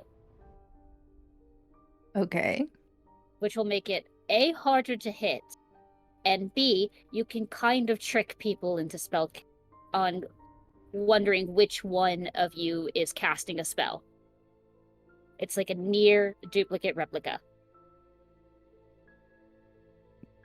Okay. So why are you asking about materials? Because I need to know, I imbue the magic inside of a material, something that people wear on them, like the jewels that are on the snakes. Those are my curios. That allows me to turn into a little tiny snake, or, which you haven't seen, allows me to cast cantrips. Right, okay. And Say- what are the options again? A bone, a jewel, a feather, rings. You're related to Heron. I Your- feel like a feather maybe, or a ring. Not bone so much probably. Gem might stand out too much. Depending on the gem, it might clash with his skin tone. Feather seems fun. Yeah. You can go back to sleep, that is all. Thank you, goddess, my savior. Good night. That's all I really want to do. I just wanted to ask Kip a question. Sounds good. But And then- I'm gonna use my curio of mirrors to like enchant something that is like a feather that's like gilded or something that Heron can hold on. So he could have two Herons for the price of one. Yay. I was gonna give it to Kip, but then Kip had to go all about It's- saying there's Heron's gonna be in danger. It's like the move Double Team from Pokemon, Yes. except it's Yes. Double Twink. Double twink, Hey. 2 twinks for the price of 1. It is very fun because I like the specific thing. People can't counterspell you because they don't know where the spell is coming from. And that's the very important thing that I wanted Heron to have. So if you do cast a spell, they can't counterspell you to stop you from doing your cool spell. I hate that. Thank you so much. You're welcome. I love that. Gosh, thank you so much from me, the DM, Mhm. Hey, this is for straight up Imperial- saying I can't counterspell the healer. Yes. Oopsies. I think it's like a roll. It's similar to like mirror image, where you have to roll like a 10 or below, then it hits the mirror, and then if it's a 10 or higher, it hits Heron. Gotcha. Well, I actually have it. You roll a d4. On a 1 or 2, the attacker spell targets you. On a 3 or 4, it hits the duplicate.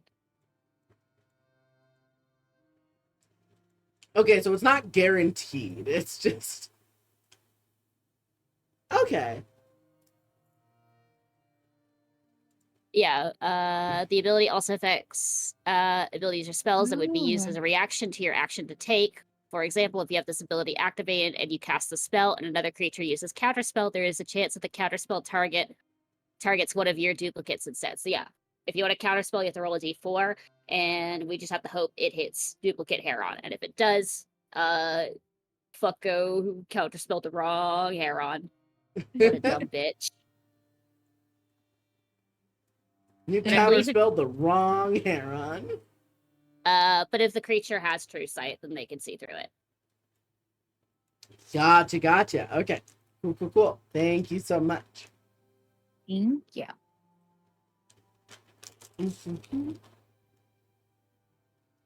All And then right. Lysandra at some point would probably check in to see where Typhon is, and then see that they're like in the middle of killing a bear, and then she would just check out and be like, "Nope, nope. Didn't want to see that." I like the idea that you tune in to Typhon's senses as Tara rams the bear into the tree, and you just hear the crack, and you're like, I'm gone. I'm not listening to this. God, she's so sexy, The but crack also and the gross. audible growl. I love my girlfriend, but also ew. Yeah. I'm gonna leave them alone for a bit. Probably didn't even Fantastic. register that it was a void bear at all. It was just like ew. Okie dokie. Ew, hunting things. Tierfy, is there anything that you want to take care of?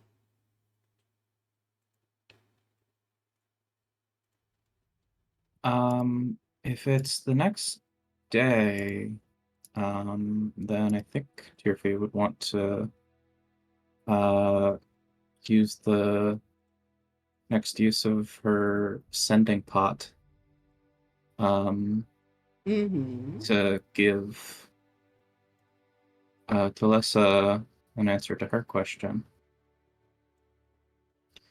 Yes, indeed. Sure wish I'd been thinking in advance of that what 25 word session be putting. That's okay. I'm very loosey-goosey about it. As long as your sending doesn't run too long, I'm not super worried. Mm-hmm. Okay. Plus, I might do a thing where if you use an extra spell level above the regular one, you just make the cap bigger. Because it just makes sense in my head. Multiply by 2 the cap for every spell slot. Yeah. That makes a sense. However, I don't think you can scale the spell level of a magic item. No, you can't. Yeah, again, I'm not super fussed about the sending thing. Just go ahead and whenever you're ready, give us the approximation of the message that Tierfy would have given to Lessa. Okay, first of all, Toressa, I forgot to say I love you. I am so sorry. Great start.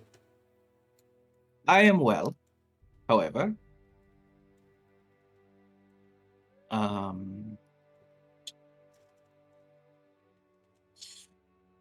Blanking. Essentially,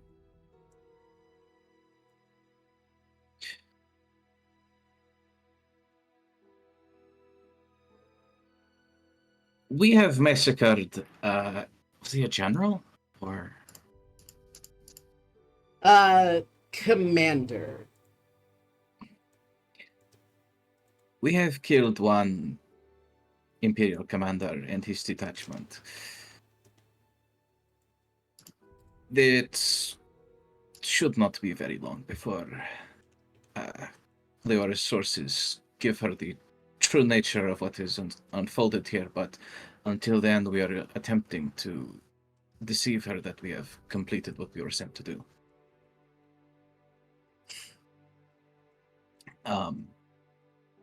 But things have accelerated. We must go, sir. There is a way out for us already.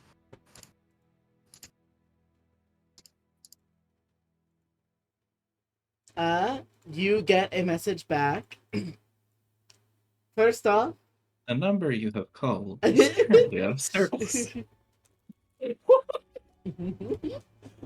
Please dial 1. Okay, so you get a message back. First off, I love you too. Secondly, it is my knowledge that you are due to return home in 4 days' time. We can go over details then. Atticus has almost completely packed away our shop and has stowed it on one of the many merchant vessels he has commandeered. So we are ready to leave at any Atticus. time. What? Hey, I couldn't listen. really give specific instructions. My idea was like, hey, can you like send people out with my materials like a bit at a time instead of having the neighborhood show up to ransack the shop? Oh no, it's overtime. She didn't have a lot of words to explain. I almost doubled the limit. Okay, so fuck this spell. Just let me have conversations, damn it. Yeah. Just give us magical cell phones. I know. All right. Sending It's stones. it's figured out. I want to imagine sending is like having the text limit. Yeah, I can remember, kind of like- imagine that. I remember one sort of use of sending stone was like minutes per day you had a back and forth. I like that but it was interpretation. the stone specifically because it was like a conduit for that very thing. Yeah, that also Don't makes a creepy. lot more sense. It does make a lot more sense. We're just so spoiled because we grew up with cell phones that we think, you know, we're not thinking that we need to send a carrier pigeon and wait 4 months for a very urgent message. I grew up with snail mail, fam. As the resident grognard here. I feel way old hearing that sentence. I remember sending letters. Can't do that anymore. I hate this. We're moving on from these antics. This shenaniganry. We're moving on. You don't enjoy our tomfoolery. I do, but I'm shockingly more tired than I normally am today. So I'm enjoying it just as much, but my brain is having an even harder time keeping up with it than normal. Oh, that's such a mood. Okie dokie. But yeah, important things covered. The notes are secure, and the house is ready for Tirfi's insurance fraud scheme. Fantastic. With the insurance fraud plan laid out and ready to go at a moment's notice.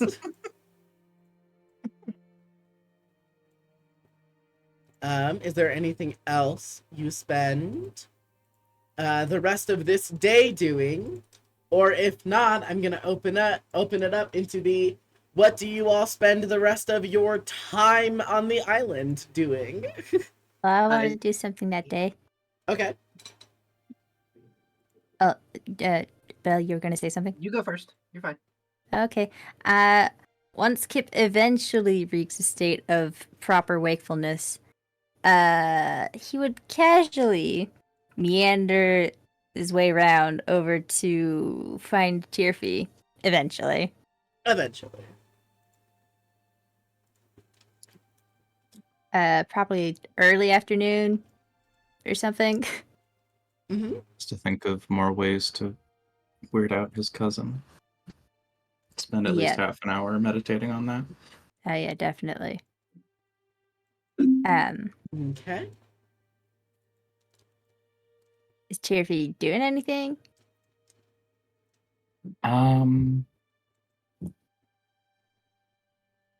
She might be stalking on. She might be stalking on like ingredients that she can find out here, Okay. rather than on the A little bit of foraging. yeah. You know, than on the one thing mountains. that's very important. The esteemed goji trees do grow here, so you can get goji leaf and use that for your like berserker tea that you were contemplating. Yo, Okay, you fantastic. remembered that because I completely forgot. Cool. Yeah, Kip would just come up behind Tirfi like, what you doing?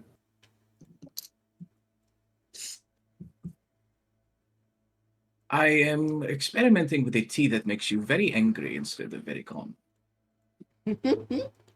So like normal tea. What have you been drinking? I don't actually like tea. So, All right, need tell me a- what you want before you upset me any further. I was just gonna offer to lend a hand. Jeez. I am joking. Yes, you may help. Okay. Just pick them up by the waist, hold them up. Pluck some leaves for me. Oh, sure. Sure thing. I have small hands. I won't be able to hold very many. You can just let it drop. What kind of leaves? Just all of them? Yes, all of them. Okay. I will tell you when you're done. All right. And Kip's gonna start plucking leaves, I guess. Okay, with advantage, Lynx, go ahead and give me a survival check. Great. Okay. Advantage. Survival. 19. Okay. You are able to pluck a very nice bunch of verdant, green, completely intact goji leaves.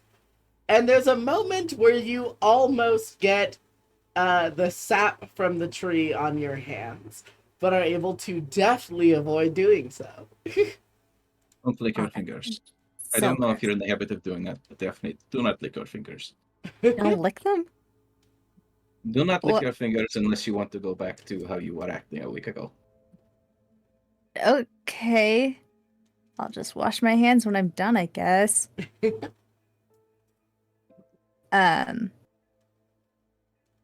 Okay, I did want to talk to you about something though. Just casually, you just want to talk about something while we work. Mm-hmm. Mm-hmm.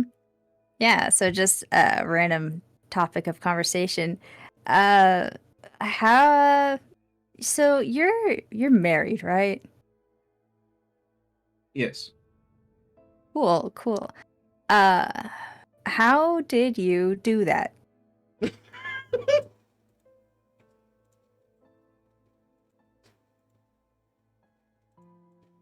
Are you asking in the long term or It's just in general, you know.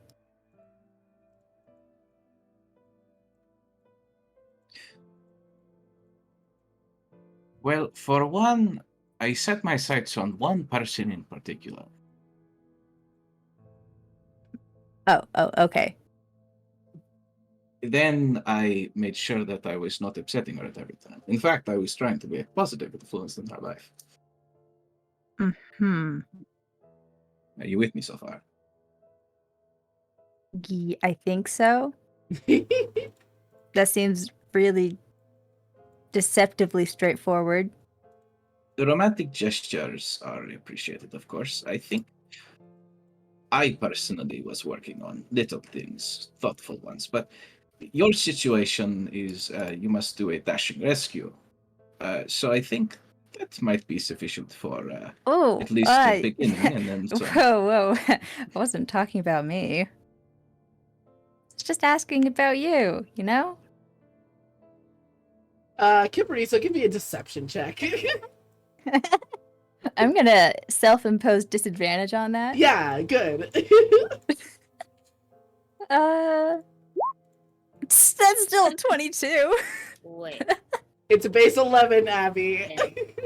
Yeah. I look. Insight is.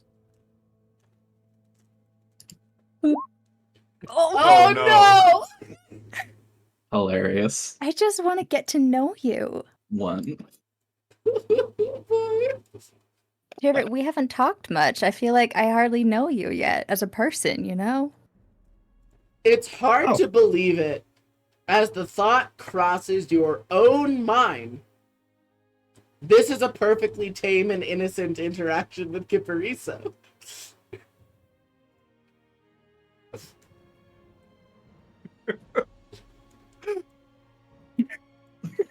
Yes, I suppose mostly I do discuss what I can do for you, lots, and various snarky commentary on your dramas.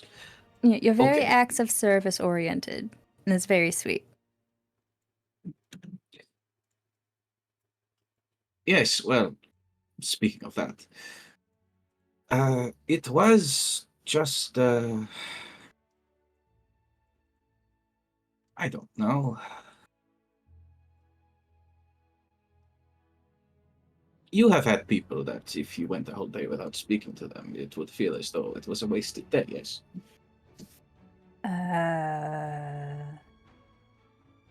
Like recently? Perhaps that is a loaded question. For me, this was the lesser. But as far as the actual act of marriage, um,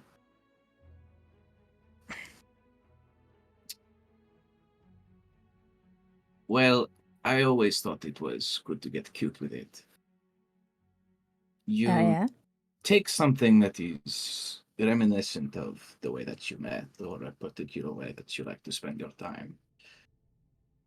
For us, it is I come by and purchase more vessels for whatever I'm working on. Probably buying more than I need, or buying fewer than I need, so I have to come back more often.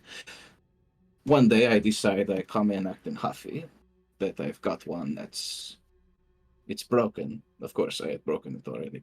But inside was the ring for the engagement. So I come in complaining. Usually your product is so good, but now you have given me this shoddy work. What is this? And once she looks at me in disbelief and asks if she can see it, it comes apart in her hands, and there is the ring. A little surprise. Mm-hmm. we had, of course, discussed what each of us was interested in, and there was significant. Yes, we would both like to settle down and have a family. If you hadn't had the chance to have that kind of conversation, would you have still proposed or nah? Yes, I would have. Okay. That's very cute, by the way. That's a very innovative and creative way of popping the question, I guess. Thank you. So, Yes, if I had not had the opportunity to essentially get every good signal I could beforehand, if time was of the essence, I would have had to, or else I would have kept on wondering. mhm. That's no Mhm. good way to live.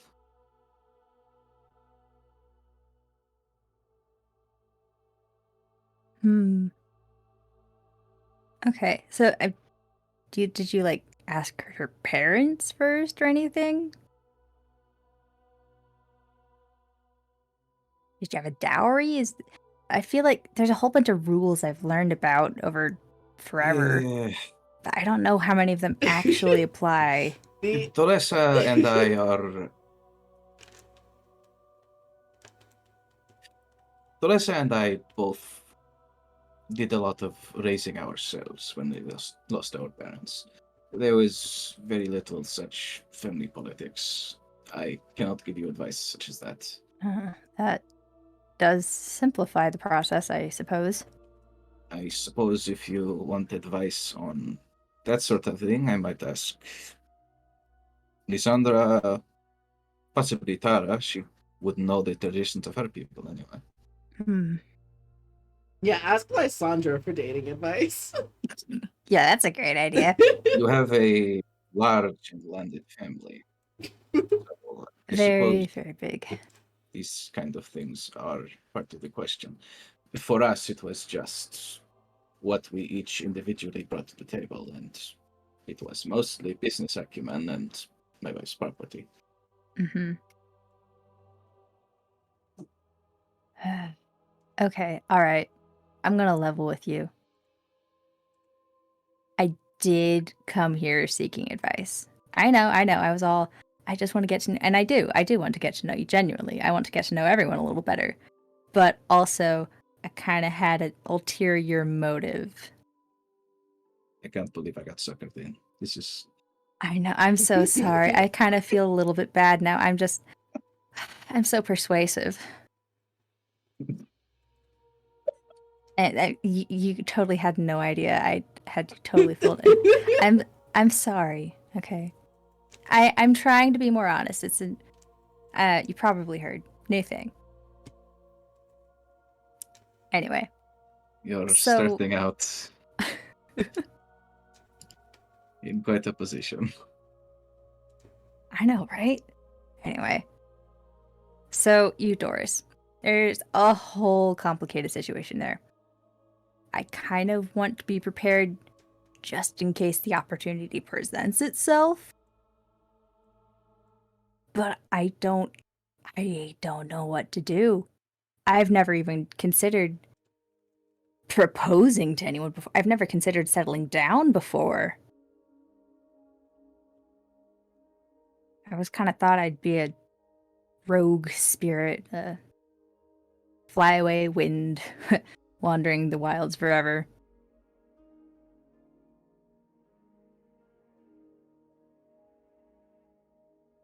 I don't know, your Doris. I'm not certain if they would wish to. I mean, their safety is the first object, of course. Oh, yeah, of course. I'm not certain if they would be offended or quite charmed by an overture very soon after the rescue. That seems Yeah. a bit your style. Or you simply wait and fuss about it and suffer and cry, write some sappy poetry. Great, thank you. That's so uplifting and optimistic. Ugh. Well, one probably sounds more appealing than the other, yes? Well, yeah, of course.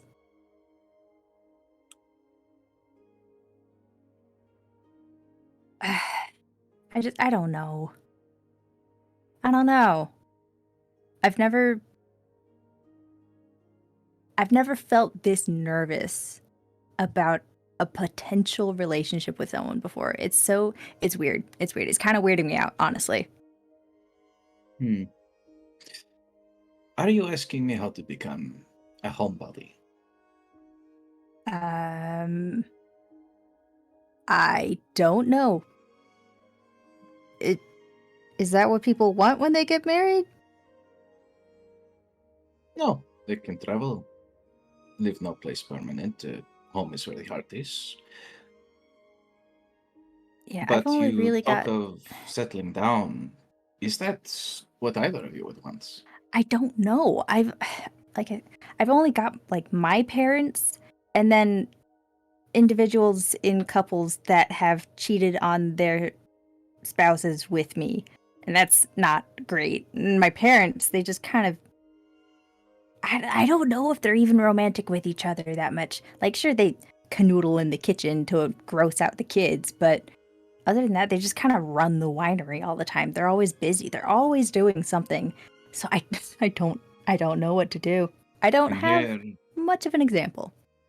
and here I thought you had invented the means of flirting to torment other people yourself. But It's I a means to suppose an end. All right.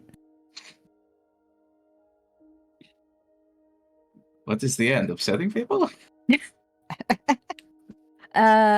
Attention of various kinds. Also monetary gain.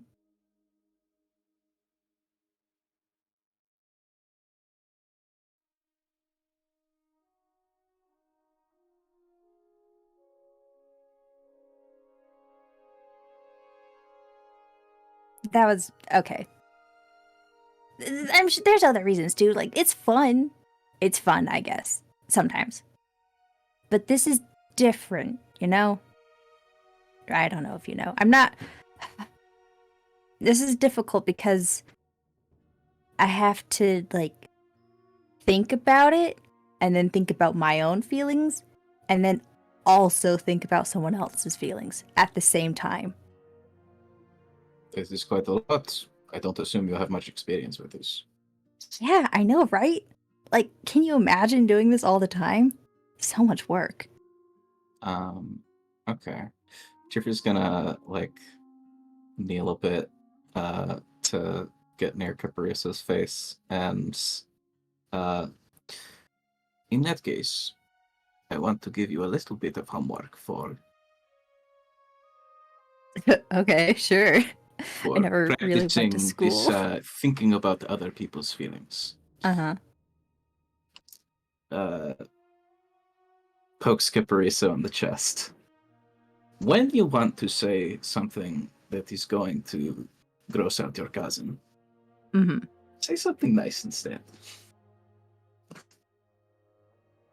Okay, but that's not funny.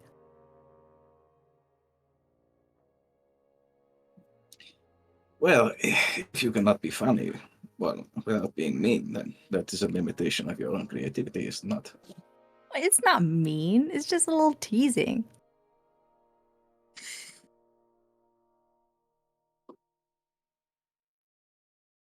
That is, I think, a barrier.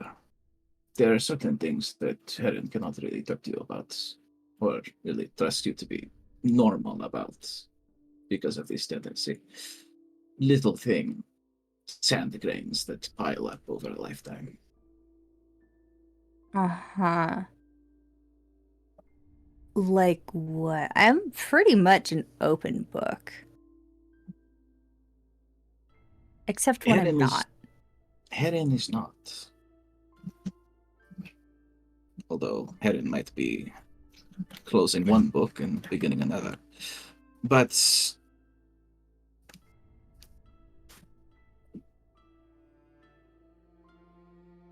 I don't understand. Why don't people just say what they're thinking? fear of reprisal, consider what he has been doing. Okay. Okay, I can kind of see that. Rebellion against the whole Empire thing, bit tough to parse. Yes, and that was an environment of deep repression. I mean, we eventually talked about it. Yes, after things became catastrophic and he was slated to be our executioner. Is that a really good yeah. way to have these conversations? Okay. Alright, you do realize that if I just suddenly start saying nice things for no reason, when I have an opportunity to make a fun joke, Heron's gonna be like, what the fuck are you up to, Kip? And you must keep going. You must demonstrate that you are not being a little shithead about it. You think I'm a shithead? Sometimes. Oh, okay. I'm not sure if I am flattered by that or offended. I think a little bit of both. Well, from one mischief maker to another, I see some of myself in you. Some of the more impulsive parts. Mm-hmm. But what I am saying is, work on making yourself someone who people do tell their feelings to, plainly. Oh. Okay. You have a muscle that triggers whenever someone is being sincere with you to be flippant or sardonic. Try relaxing it a bit. Mm-hmm. Perhaps you can write down some helpful phrases like, I'm sorry to hear that. Can you tell me more? Oh, okay, actually, hold on. And he pulls out a pen and paper. Was it, I'm sorry to hear about that? Yes. This one is from Tara. I do like it. That's rough, buddy. Okay. That's a rough buddy. I love Tierfy simultaneously giving out really good advice on communication and also really bad advice on communication. Do you want to talk about that? Okay, alright. Do you want to talk about that? Okay, that one's easy. That one's pretty quick to remember. Mm-hmm. Alright. Any other good ones? Or just maybe I should just start with these three. 3 seems like I can remember 3 things, right? That may be your upper limits. Yeah, you're probably right. We will add more as you practice. Okay. This is great. This has been so helpful, actually. I can feel myself becoming a more warm-hearted and genuine person already. Wonderful. Now, Fantastic. if I am done being of service, I should go back to... Oh yeah. Did you get enough leaves? Are we good? Oh, certainly. Great. I gotta go wash my hands. Okay, what does it taste like, though? Do you test it? No, he's just asking. Goji leaves are they're not friendly to the palate. They are bitter, salty, and spicy. Mm-hmm. All at the same I time. think it's like a spice that kind of leaves the tongue numb Yeah. after a bit. It's like, this is gonna be an obscure one. There is a type of, I think it's like a type of nut called a buzz button. And if you eat a buzz button, it leaves this sort of like general feeling of numbness. in like your tongue and in your mouth and in the back of your throat, and like it just makes everything all like weird and tingly, and it's kind of like that, but it's so salty, so bitter, like your face would fold in on itself if you tried to eat one. Right. Okay. It's not great. It's not great. This tea is gonna suck. And that's the point. Yeah, the tea isn't here to be tasty. The tea is here to turn you into a weapon of war. Mm-hmm. Can't say I'm not tempted. I'm just saying, technically speaking, there should be, but there aren't any Geneva Conventions in my setting. Okay, Kip's gonna go wash their hands. Sounds good. Tirfi's gonna wash her hands with this twink. In the No Mic chat, Frozen, that's exactly right. Frozen has shared a cute comic of a little bunny touching its tongue to a lemon and then the entire face puckering in on itself. Yeah. Yeah, So, just like that. Once Kip is done with Tirfi, are Tara and the gang back in the village? Yes, you would be back by now. Oh. I think the last thing Tara wants to do is find Tirfi before she is bombarded with "Hey, let's do domestic terrorism." Also, mhm. question. Answer.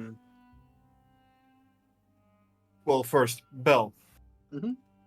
Is there going to be second breakfast? No, the bear can't be eaten. It's got void taint. Mm. Tara's Okay. gonna make a second breakfast, just not out of the bear.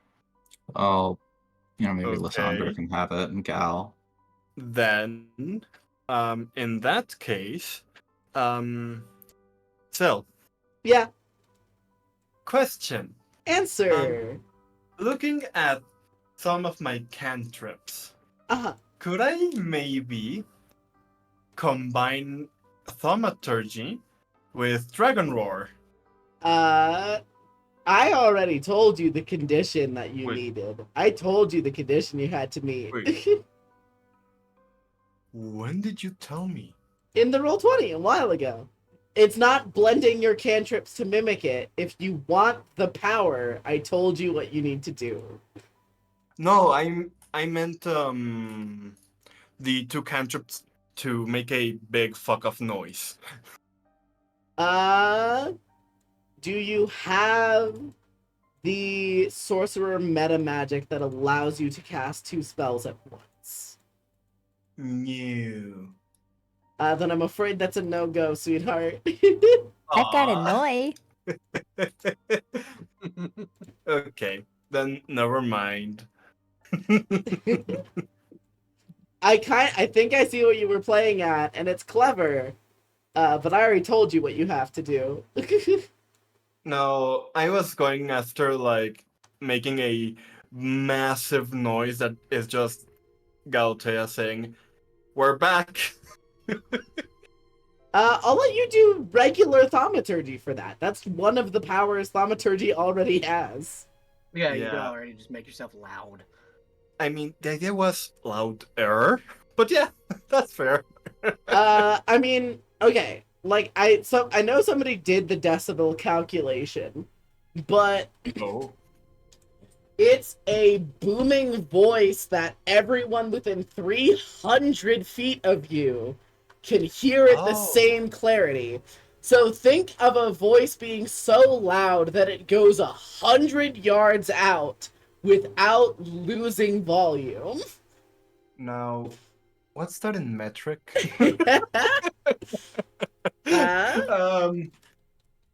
Yards in years. Football field? Oh, that Yards in is. years, Oh yeah. no. 91 meters. Yeah, then that is far. Yeah, Yep. it's loud. It's so loud already. Very loud. Yeah. I wonder if Tirfia and Kip would be able to hear Galatea say, "We're back." Oh yeah, definitely. Got it. So yeah, that's what Gald is doing when they get back. Sounds good. All right, so Tara, you immediately make a gun for make a gun to Tyrfee. If I can Before, get to Tyrfee before she gets out of the woods, that's what she's doing. even better. Tyrfee, do you have a moment? Am I still Yes. It is Kip, Kip would you have there. wandered off? there? I mean, they were just washing their hands. So I guess Kip would probably just stick with Tyrfee because it's the woods and the woods are dangerous. Congratulations, Tyrfee. You've earned a traveling companion. It's Kipperiso following you around like a lost puppy. Tara will approach with the dragons in tow, and kind of look to both of the dragons and go, little ones, can you escort Kipariso back to camp? I need to speak to Tirfi alone. Oh, having a tryst, are we? You see that right there? Yeah, I heard it as soon as I said it.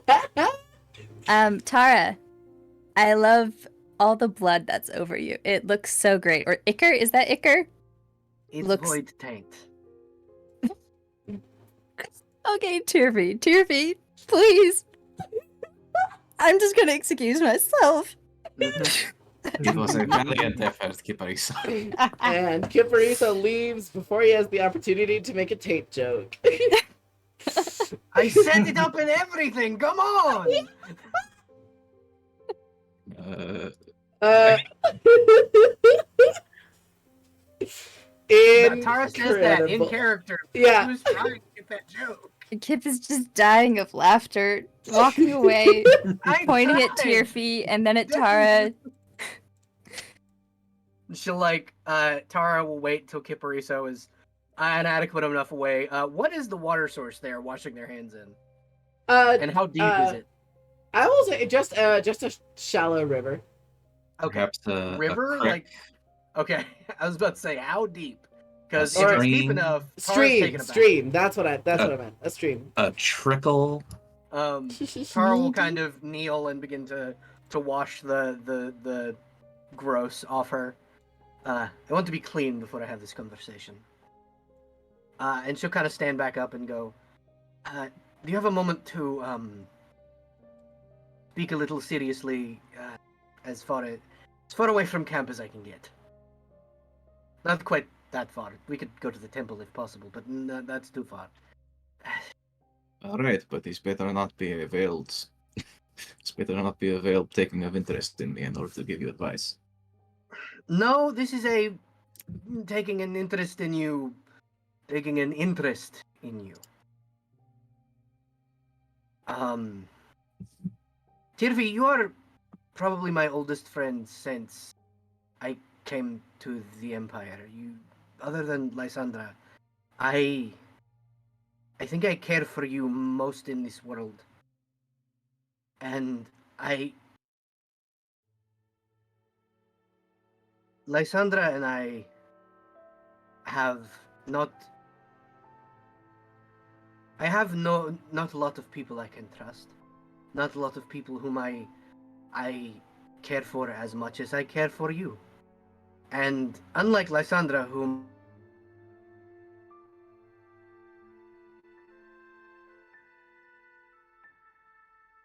Hello? Ooh. Uh-oh. Uh-oh. Hello? Belle? Belle? We lost our barbarian, folks. Uh-oh. I guess Tara froze up while confessing. Yep. Oh no. It really was a tryst. I can't believe it.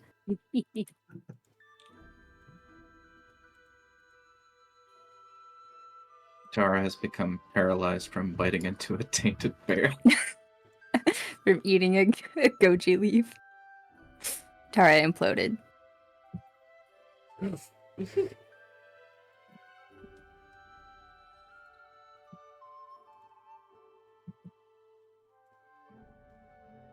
If you give goji tea to someone who already has barbarian rage, They get a free use of it. At max once per day. Ooh, fun.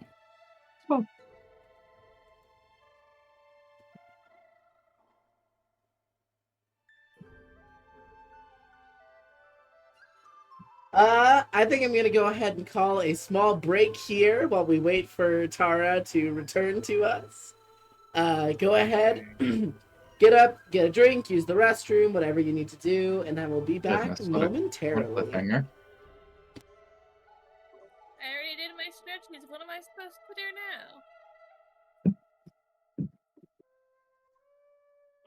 now?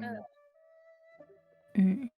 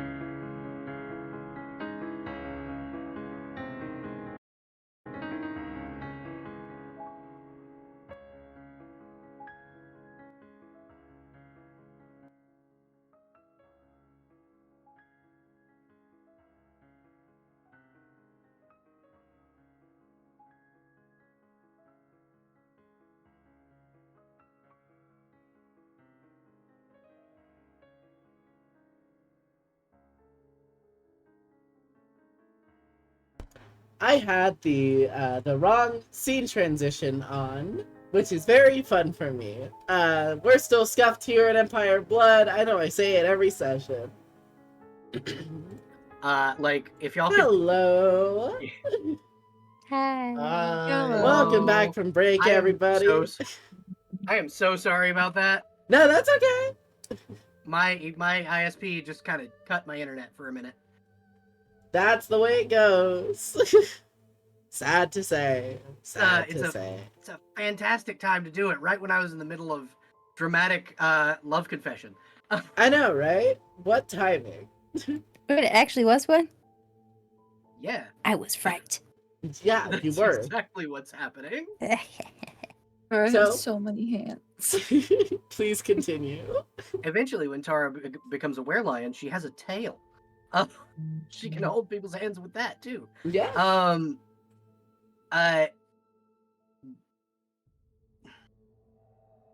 When I came to the Empire, I needed people I could trust, and other than Lysandra, you were it for a very long time. And I know you are married, and so I have not said this, but you once called me a coward for a very similar situation. So, in true coward fashion, I have not said anything to you. In my tribe, we give those whom we feel this strongly about weaponry. I gave Lysandra a dagger, but I cannot make the weapons you use.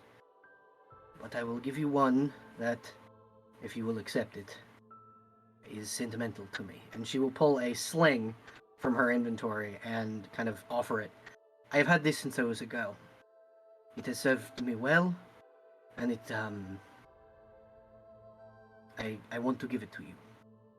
I don't know what the next few months will bring, but I wanted to bring it with you and Lysandra and maybe the twink.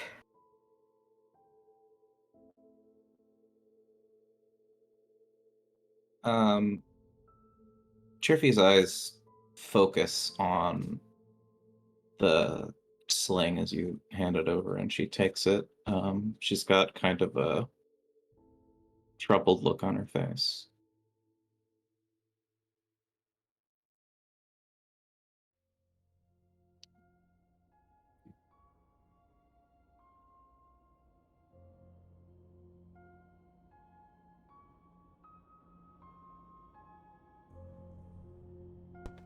Did we lose Belle again? No, I'm still here. Okay, good. I'm I wanted to make sure. I am honored by this gift. I am just not certain that for all I can be for you, I can be this as well. All I ask you be is what you have ever been, and that is my best friend. You do not have to be romantic with me. That is not what this means. It means that I love you, and I will never stop loving you. And if that love is a platonic one, so be it. My mother gifted weapons to my uncle. He was married, but she loved him like I love you. And they were friends till the day they both died. I understand. I can, of course, be what I have been and will be for you. I don't think this is quite done. I have things to think about, a discussion to have with my wife. But until then, Tirfi is gonna sort of, I think, cinch the sling around her forearm, and give Tara a real big long hug. Tara will hug back with just as tight as she can.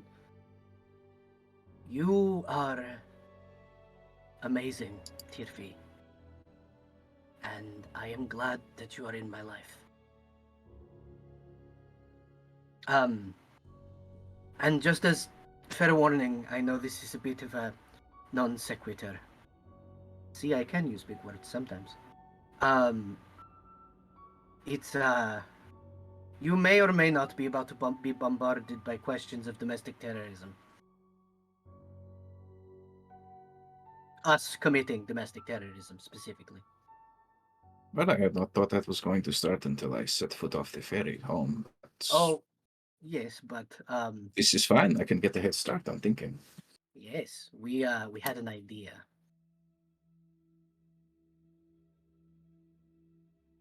But yes, I have to go retrieve my dragons and, Kipariso. Thank you for hearing me out. Of course.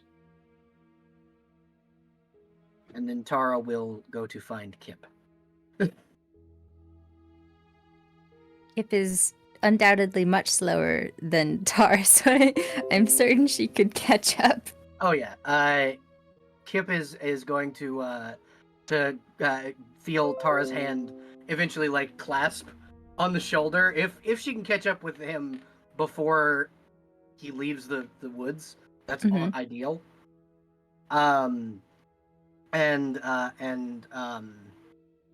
Tara will kind of pull the back of his shirt to get his attention. Well, okay. Hi to you too. So you just left me hanging with my joke? Come on. Okay. Tara and I had just had a conversation about not making so many jokes because it makes Heron uncomfortable. And I need to be more approachable, I But it's guess. funny. It was funny. It was so funny. Okay, so here's the thing. Maybe not around Heron, but like when I intentionally set you up for a joke, there's a reason for it. Oh, God. I Okay. enjoy the jokes. You're amazing. You're perfect. I enjoy your humor. Yes. Yes. Someone gets it. Okay. So, Kip, I wanted yeah? to talk to you, and Tara will kind of whistle at the dragons. And go on back. I will bring him back to camp when I am done. Okay.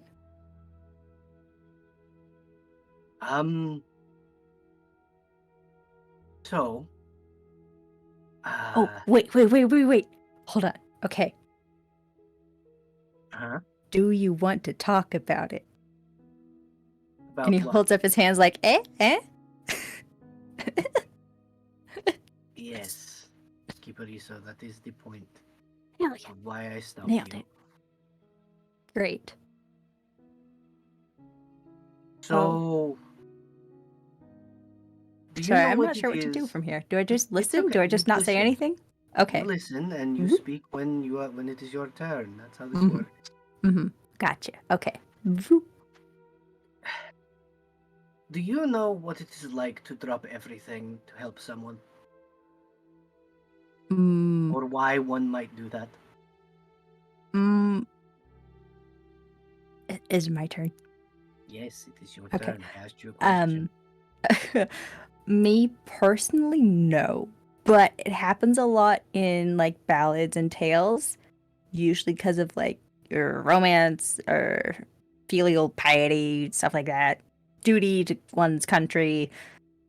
So yeah, I can understand why there would be reasons someone would want to do that stuff. Also, wait, hold on, that's exactly what I did for you, Doris, isn't it? I guess I do That's- have personal yes, experience with that. I can relate. Oh, that's Yes. wild. Now, think about what I am doing for you.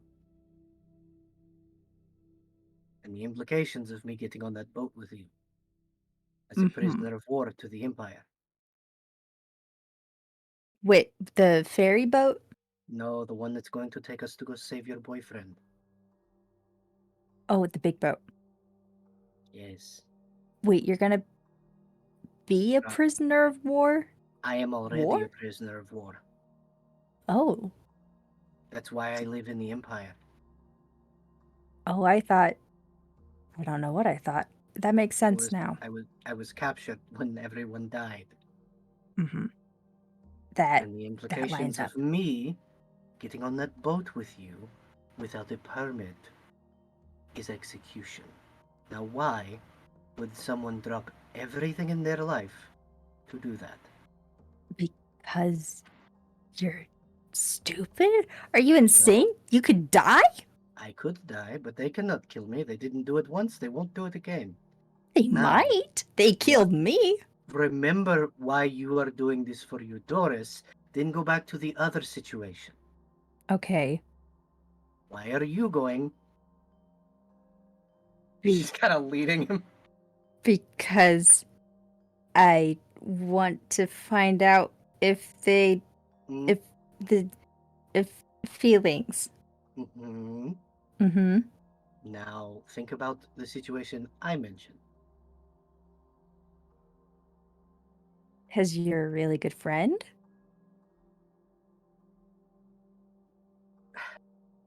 I would hope so. At least.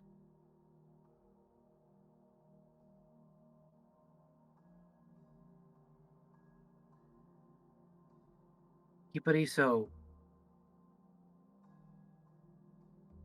why do you write poetry?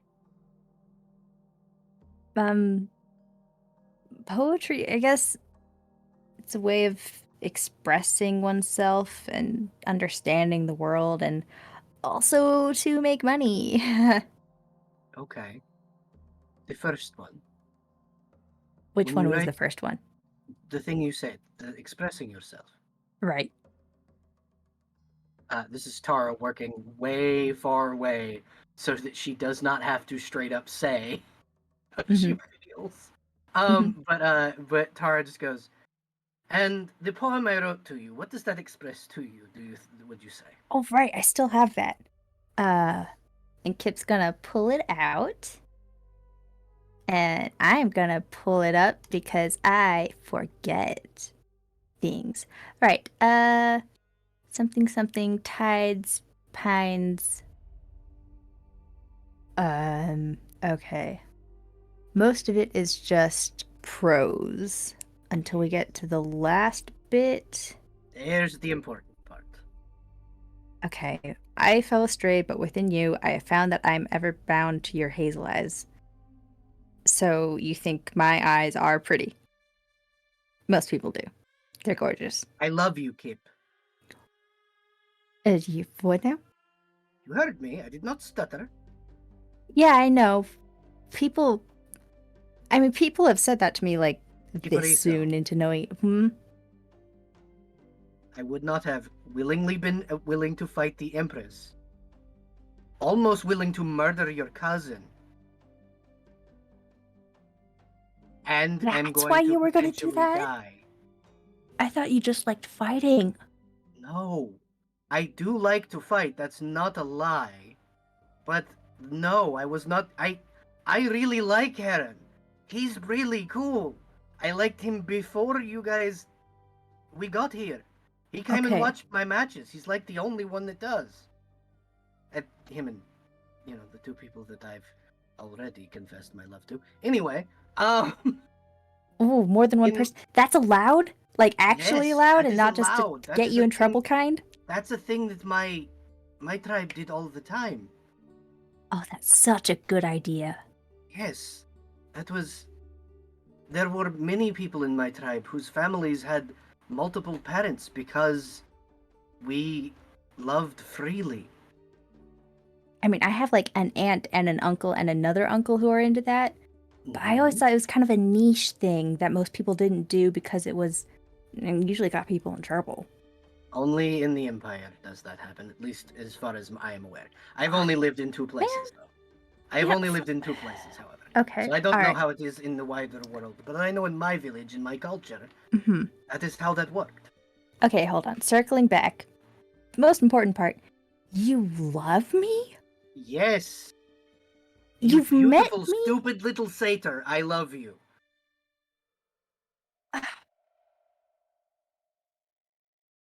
Tara, that's very sweet. You hardly know me. Are you No. sure?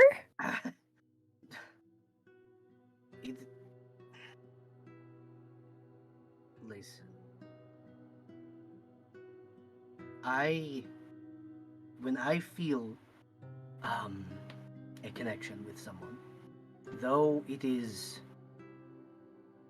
normally I will wait and wait and wait until I am dying of anticipation to tell someone, like I did with Tirfi, like I did with Lysandra.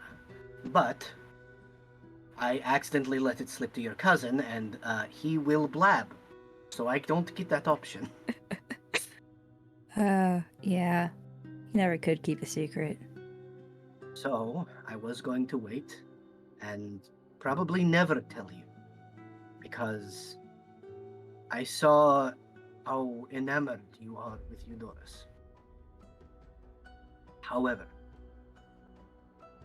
though you know this fact about me, does not mean we have to act on it, if you do not wish. That, and I would need Lysandra's permission. Yeah, that's usually what happens when people Yes. confess feelings for me. Well, listen, there is an open, honest conversation that needs to be had, and I am not one to lie to that beautiful snake. I don't know if I want to do that, though, because usually when I do, they leave. I'm not going to leave you, regardless of whether or not that happens. I just... Listen to me. I want you to look me in the face. Mm-hmm. I am not going anywhere, regardless of what happens. Okay. Like, that doesn't really change that it makes me a bit nervous to go down that specific route this soon, because I kind of enjoy your company, and I don't want that to How about this? go away. How about this? Mm-hmm. While I care very deeply for you, and I love you, that can still be a platonic love. I can still care for you and take care of you as I have for, what is it, a month now? You lived with us for what, a couple of weeks, maybe a month? Yeah. Oh, Tara. Yeah, you were so helpful and nice the whole time, and I was just an asshole to you. It's okay. I'm so... You fell in love with me like that? Yes. I'm so sorry. You did so good. You were so helpful. And Kip is just gonna, like, kind of flounder and flap their hands for a second and then just hug you. Tara will like give Kip a back cracking hug, and then set them down and go. As I said, you can still be my best friend. You can be there for me, like I have been for you. But I will show as much affection as I have, no matter what. Okay, but what if I do kind of want to kiss you a little bit? The teeth are kind of hot. Yeah, she'll give a very toothy, like she will growl, like satisfactorily, like, and go. Well, thank you, but that would require a conversation with Lysandra, and I think it will take a little while. She hates my guts. She doesn't trust you. She does not exactly hate you. Otherwise, I would have been told to kill you years ago. Well, yeah. Okay. Okay, maybe. Maybe I wouldn't have been told to kill you, but still. At least ruin your life. How do you think this is gonna work? Again? Well, that is how the open, honest conversation happens. We talk, and it happens. Honesty yes, it's again. Hard. It's hard, isn't it? Yeah. This is usually the part where I, run away. Well, I would appreciate you not running away from me. Yeah, I know. And she will lean in and kiss him on the forehead and go, I am going to go cook some more if you're hungry. Hey, Kip. Mm-hmm. Where do you have the feather stored on your person? Like the quill that you were given? Where do you usually keep it?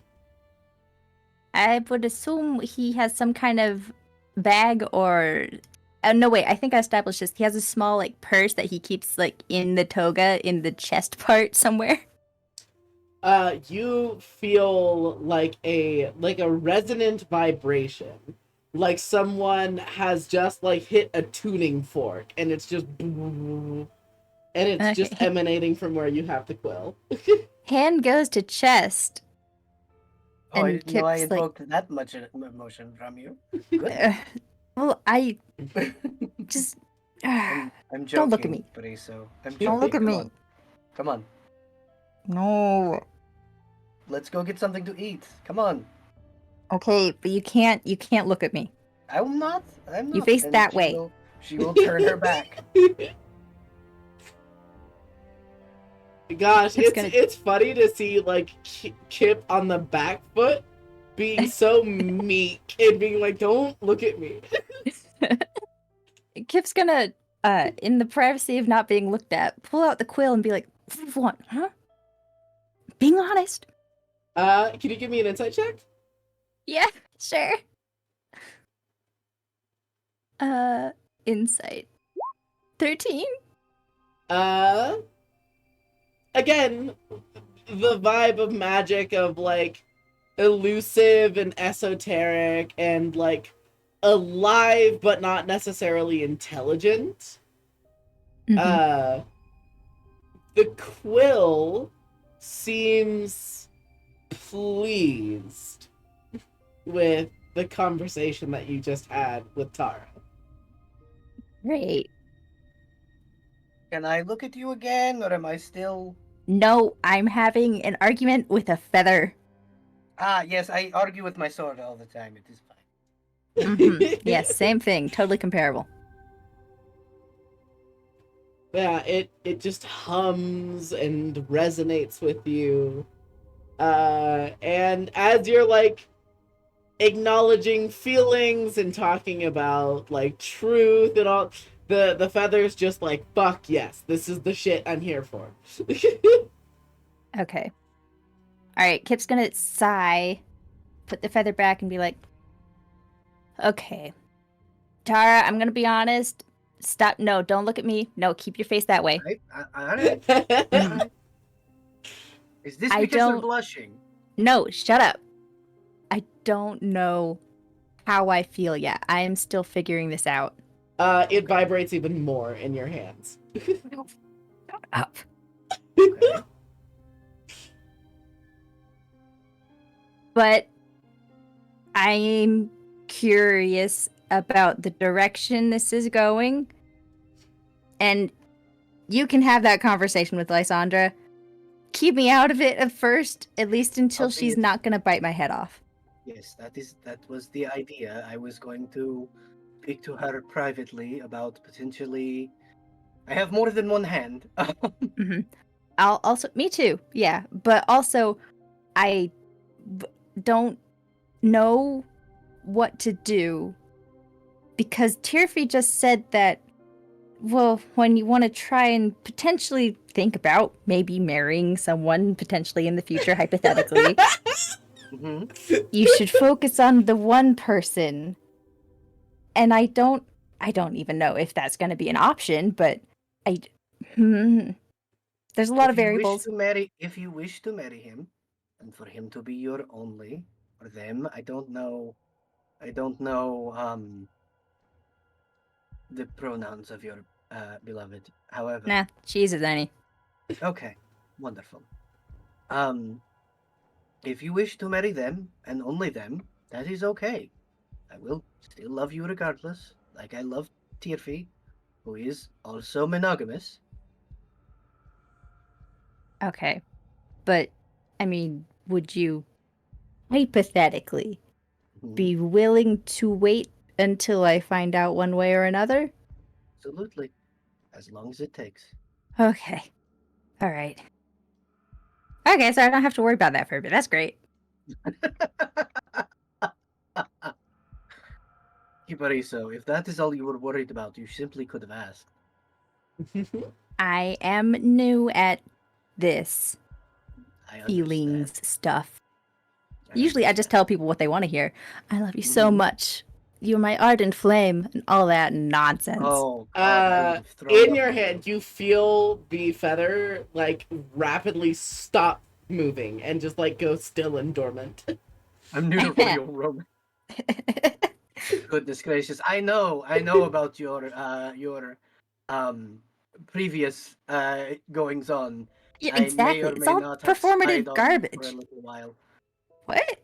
Yeah, I was A long time ago, I spread rumors about you being bad in bed, and That was you? yes, The payoff!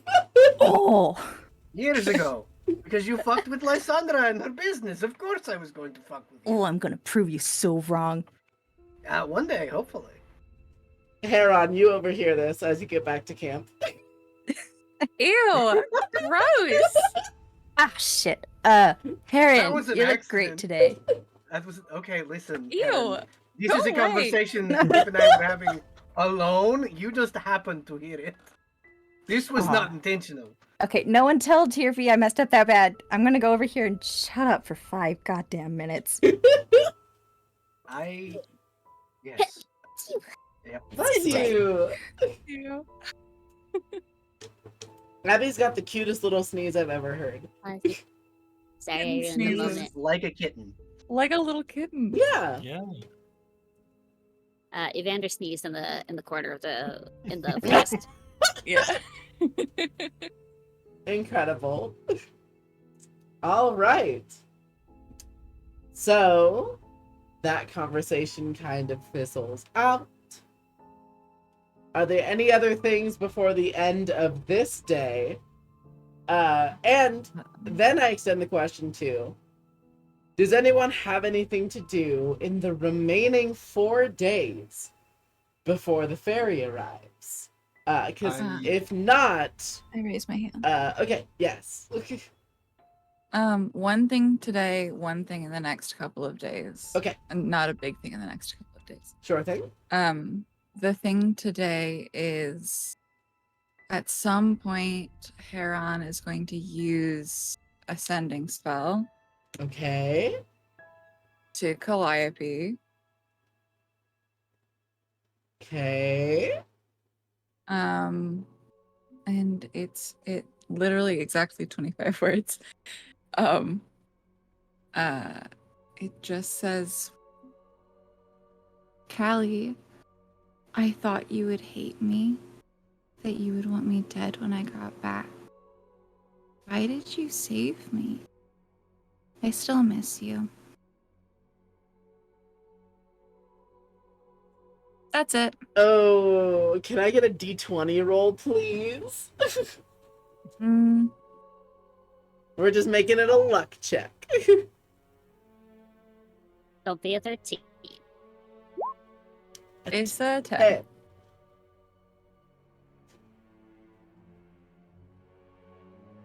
I don't think there's anything bad in that. you get back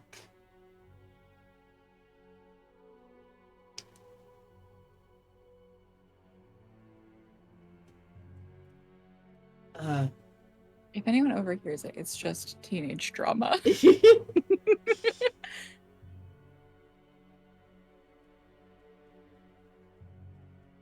yeah, you hear back. Not not sure what to call you, but why wouldn't I want to help you? This is just sudden, but you're still you. And I still feel how I feel.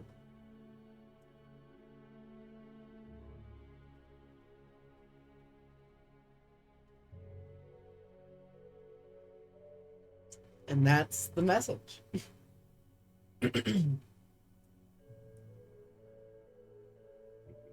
Okay. Sick. Awesome. Cool. Sick. Cool. Gal wanted to do something. We're gonna finish all the stuff from today, and then we're gonna do anything over the next couple days. I do have one thing I want to do today. Okay, sounds good. So, people left Galatea alone and unsupervised next to the bear. Continue. And she knows that it's void tainted, and knowing they went on a hunt and that it's going to be butchered, she's just going to try and see if it's safe to eat. So part of it she's is like part of it is Galatea's natural curiosity. But Mhm. as you get really close to it, you feel a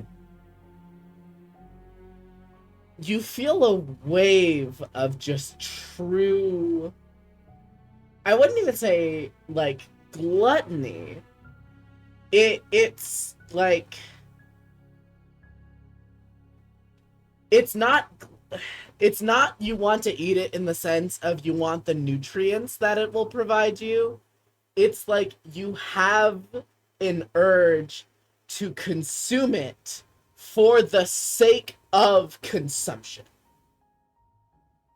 Ravenous not with a purpose of sustenance, ravenous with a purpose of destroying it for the sake of destroying Okay. it.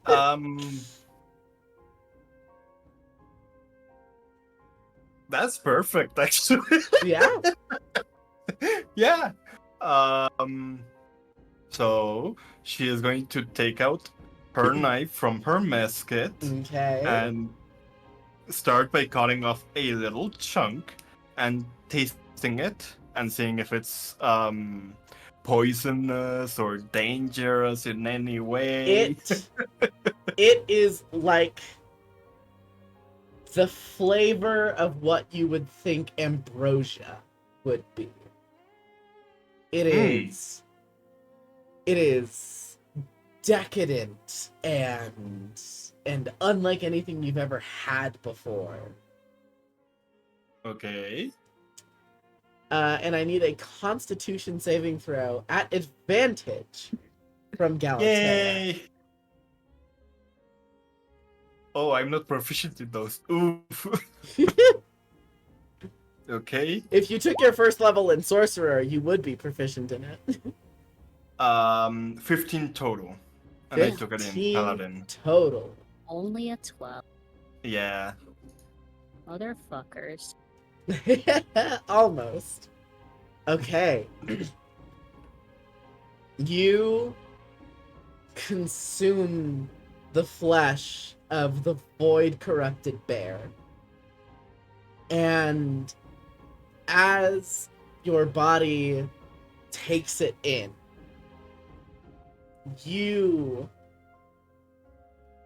it's a very weird thing, because at first you're tasting the taste of the bear meat, and then you taste the venison that the bear was feasting on when you found it.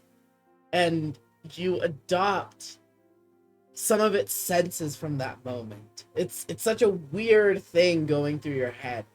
But you feel a sharp pain in the back of your neck. You feel a desire to run. You feel a slice across your back right foot. You feel your vision go cloudy. You feel an impact in your, like, directly in the center of your face. And you feel the urge to let out that same primal roar that you remember from before. Mm-hmm. How lucid am I at the moment? It's like 50-50. It's like, rather than your sensations fully taken over by the sensations that the bear was going through, they're sort of blending.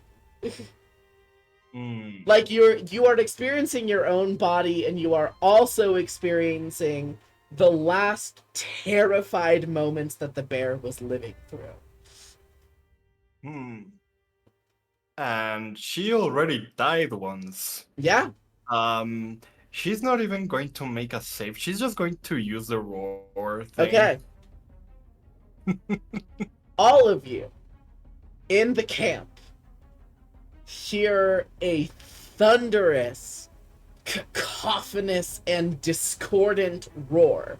It sounds like a bunch of voices, all from different, all in different chords, all mismatched on top of each other. Some bassier, some of a higher pitch, all jarring and painful for the ears. And this would be as Tara was walking over to dress it anyways. Tara, you see that Galatea has taken a bite out of the bear flesh. Yeah, and used Tara the was sword out. Yeah. When she heard the roar, but then was like, motherfucker. And you hear the same roar that the bear had emitted during the fight. In Galatea, once per day, at the cost of taking a point of stress to use it, you may unleash. It's 1 point of stress once per day. It's not terrible. You may unleash a baleful roar. It's a roar that affects a 30-foot area around you. Each creature that can hear you has to make a wisdom saving throw. On a failure, they are incapacitated, just unable to take actions for the next minute or until you damage them. Okay. As soon as Galatea is done roaring, Tara will sigh real deep and go, "If you wanted a bite, you could have just asked. I would have cut you some." I wanted to see if it was poisonous or dangerous to eat. It actually tastes amazing. Hey DM, Yeah, I have a question. sure. If I butcher this and cut some of it up for Galatea, is it going to kill her? Make me a medicine check. Oh god. All right, I can do that. Oh hey, the sheets are back. Oh, fun. yeah, the sheets are normal. Oh, that's nice. Right Can at I the help end. somehow? Yeah, can Kip take the help action? Sure. I'll give you advantage. I have Sweet. several talent tree abilities that allow me to take fancy help actions, so I would hope so. Whoa. That's nope, That's a nope. nope. Fine. So I think Tara doesn't have a conclusive answer, but thinks it's an honest 50-50 of like Okay. like Galatea has already had void exposure, so it's possible nothing bad happens, but it's possible something really bad could happen. Okay, how much of it do you want? I'm going to take at least half of it to my god. How much of this do you want? You're gonna I'm not enable feeding it this? to anyone else, but I'll feed it to you. Hmm. It's a fucking huge bear. You know, since this is a religious thing, I'll let you decide. Okay. Because I don't know. Tara How will much? carve off about 4 pounds worth of flank steak from it and give it to Galatea. And then, is there any way to remove the void taint from the pelt? You would probably need Lysandra's help with that, but it is Yeah, theoretically absolutely. possible. It's sort of a funny thing. It's not about cleansing the void from an area. It's about taking the void where it exists and absorbing it or moving it somewhere else. Like, you can't just delete void, but you can redirect it. You can move Yeah, it or so- you can absorb it. So Tara would, in fact, go and get Lysandra and be like, "Hello, hey love, are you busy at the moment?" You just see her probably dipping like a feather in like ink or like gold, like a gold for Ibis or for Heron. Ooh, that's gonna get different. My head. And then turn towards you and be like, "No, I'm pretty much almost done here. Can Welcome you back." help me with a religious thing? you can see like the bottom half of her face just kind of scrunches in the idea of like religion, but then she just nods her head and goes, of course, of course. So there is the offering I am bringing to my god happens to be void tainted. I was wondering if there's any way to fix that. Oh, great and powerful DM. How would I, a humble blind snake, go about this?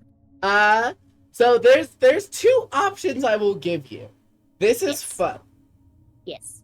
Either you may absorb it into yourself. You may just channel it into your body and just take the void that stains the pelt. Or you can ask your patrons to take it for you. Both are bad options.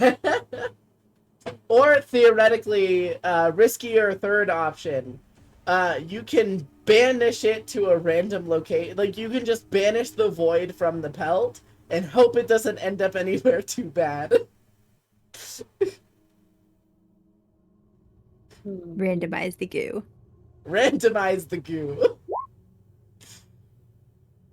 She is a little wary of what her patrons could do with it, so she would probably absorb it herself. Okay, can I get a Constitution saving throw from you? Yeah. This is not a spell or magical effect, right? Nope. This is a thing that you can just do, being Lysandra. Okay, I just 21. 21. You do not suffer any points of cosmic damage, nor do you suffer any points of stress. But you see, like, the weird, misty, smoky, purplish energy kind of wafting around the pelt is just absorbed into Lysandra's arms, and they, like, trace their way up her arm, up her arms and up her neck a bit, and then just subsides.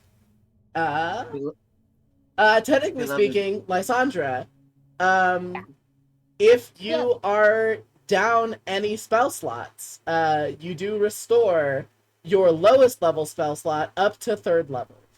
Ooh. Galtae and I are gonna touch all the goop. Beloved, if you had to absorb it, I did not realize. You did not have to do that. Oh, well, technically, there was 3 options I could have done. I could have banished it somewhere else, which could Made it someone complicate else's things. problem. Yes. I could have asked my patrons to humbly accept the offering. Oh god. Or I could just absorb it, and then it just gives me a little boost to my magic. I've dabbled in this for a very long time. I see. Unfortunately. So, while I have you here alone, would you accompany me to the temple? I have something to discuss with you if you have time.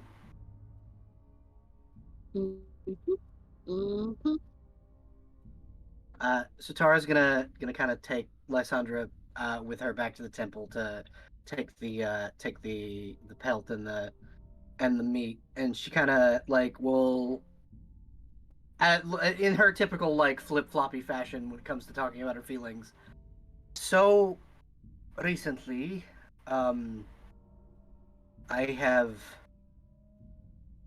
discovered that I may feel a similar way for another that I do for you. And I was wondering, well, it's not a recent discovery, it's actually something I've thought about for a long time, but was too scared to say anything. How do you feel about being non-exclusive in our relationship?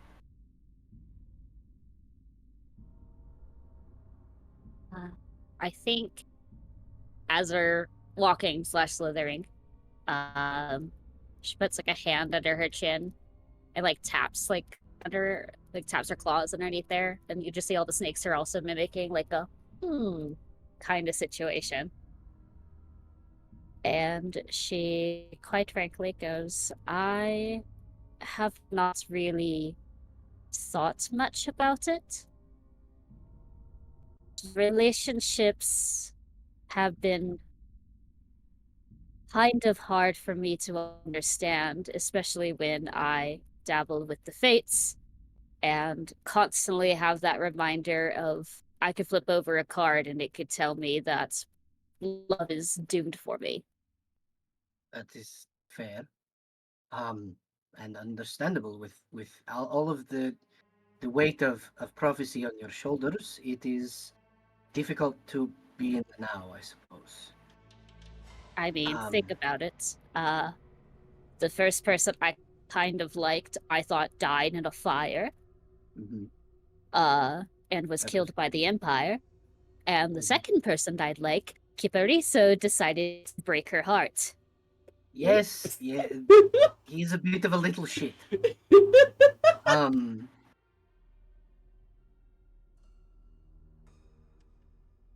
the first one is actually one of the reasons why I asked. Um, since she is in our lives again, or your life again, um, if we are not exclusive, which um, was a commonplace thing in my tribe, um, you could express those feelings again if you still have them.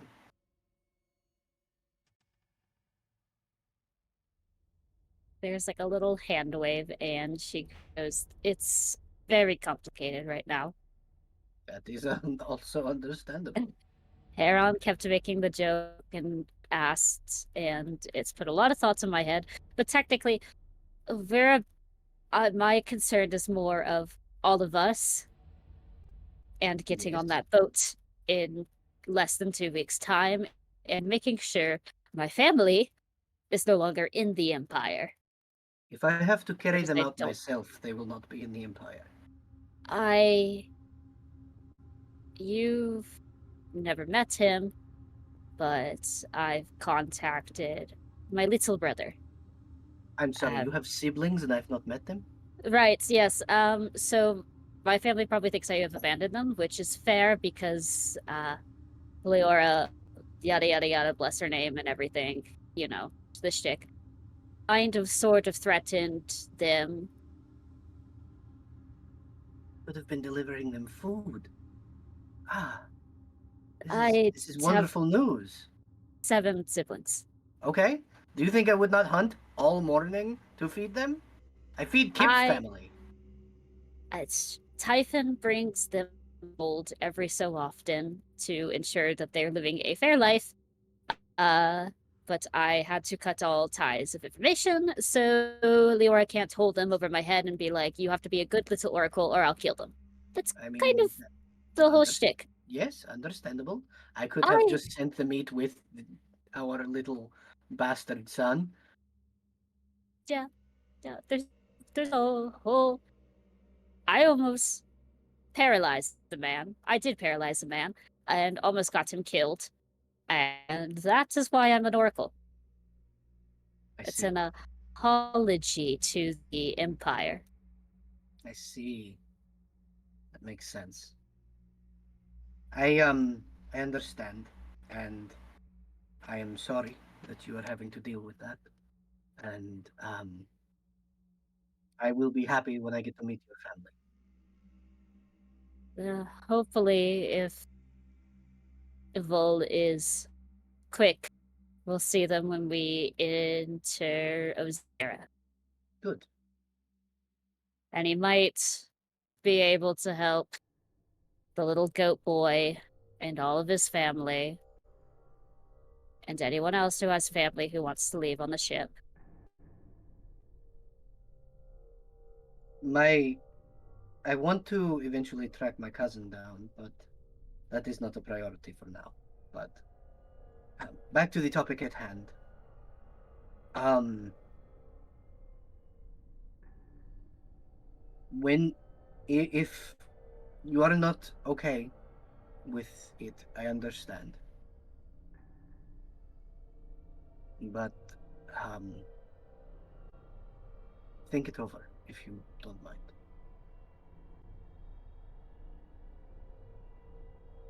She'll nod. Thank you. And then Tara will, because I'm assuming they've arrived at the temple by now, lay the bear pelt out at, she's gonna go down into the scary god hole and lay the pelt and the meat down in front of the statue of Cyric and Callios. Can I be me? Can I be Yes. me? Yes, Can you I may. cast Detect Thoughts on Tara as she's walking down the god hole? Sure. Tara, what are your immediate surface thoughts? Immediate surface thoughts are, damn, I feel like an asshole. But not exactly why. Alrighty. Okay. Tara, can you make a wisdom saving throw, please? Question: would Tara be able to feel that you're prying into her head?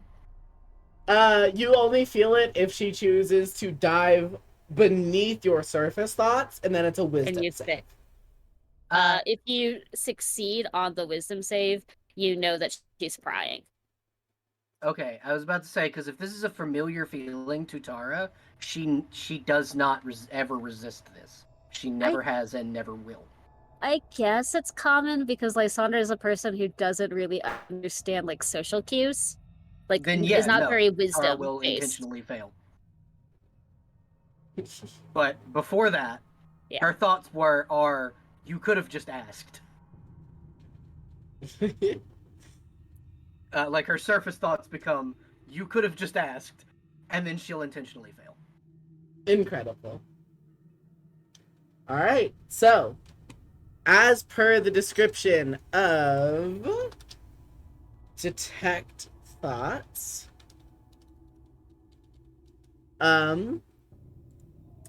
you may choose to learn um insight into its reasoning, or insight into Tara's reasoning, emotional state, or something that looms large in her mind. These are all good options. I think she is morbidly concerned about the conversation that is being talked about, and then the immediate surface thoughts of like, God, I'm an asshole.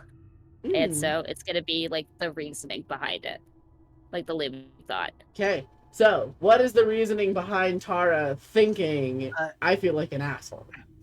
So Tara, knowing that Lysandra is peering in, will just, if possible, bring the memories of telling both Kip and Tyrfie that A, she loves them, and B, it can be platonic, and would rather it be until she has talked to Lysandra anyway.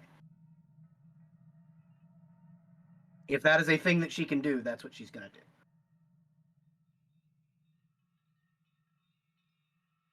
do. Okay. I'm gonna wait until she gets out of the scary god hole. Okay. Yeah, and then she will return and be like, I would have told you if you'd have asked.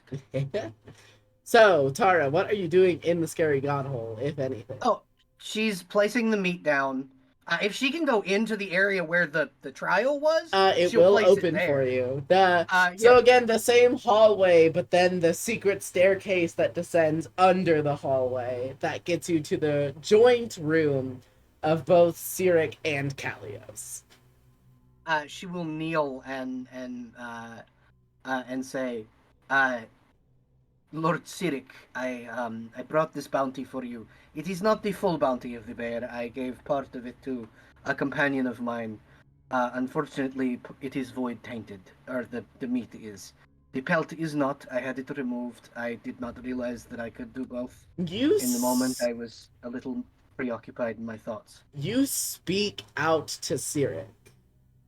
but it is Kalios who manifests Oh, wonderful. Hello. and peruses the kill. I'm And assuming there's still like a slit in the back of the neck. yeah, and looks and squints, and then Kalios turns to you and raises his head high and says, "Firstly, you should be commended for slaying a beast such as this, especially as I was witnessing predominantly by your own efforts. That being said," and he looks in a little closer,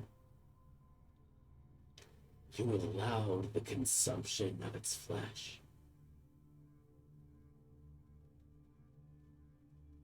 It is within my nature to feed those who are hungry.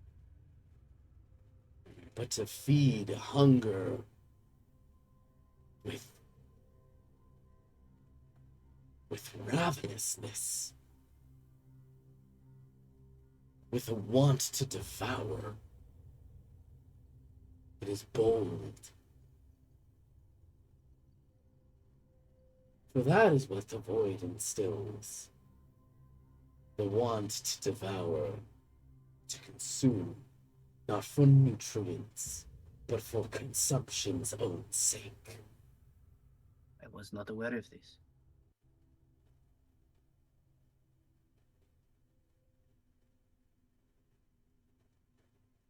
I would watch whoever you allowed to feast on this flesh. For they will crave more. Fuck. Thank you for this information, my lord. I am sorry that I let you down. The void is elusive. Even we gods do not understand it in its fullness. Will this help you? You see, Understand? he will reach down and say, "I think better than that. Not only will this help, I think this will give you some perspective." And he takes the entire carcass and shoves it into his bony maw.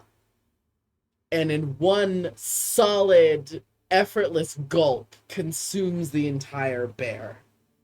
If Lysandra is still listening to Tara's thoughts, gross.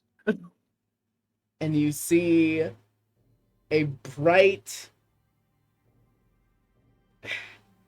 purplish energy flicker into his eyes. And where his irises normally are, it's like witnessing an event horizon.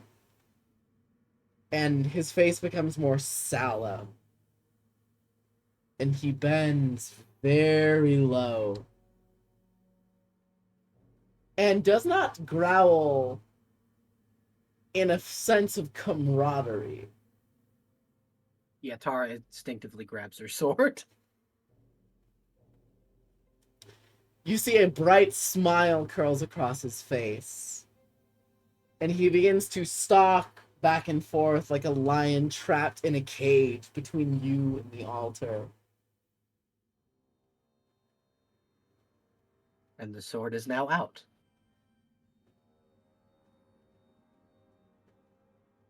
Do not make me use your gift against you.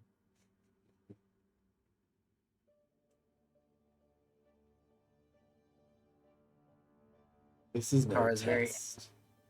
Tara Lion's is very Bone. anxiously bouncing her leg, like ready to fight, but terrified.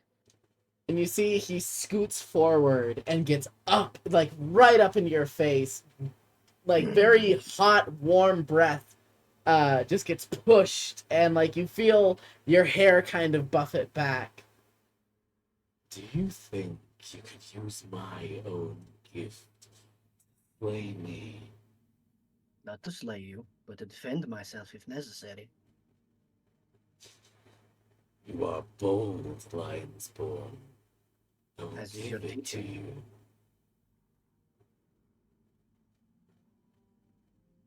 Is it not you that told me to be bold? You must forgive me for not expecting every ear to listen. I am not every veer. And he creeps even closer. And the air around him is cold, is bitterly cold. It's a cold you felt before. It's the cold that you feel when you are exposed to the void. It's the cold of the vacuum of space. Oh, that's not good. And you see he smiles again and says,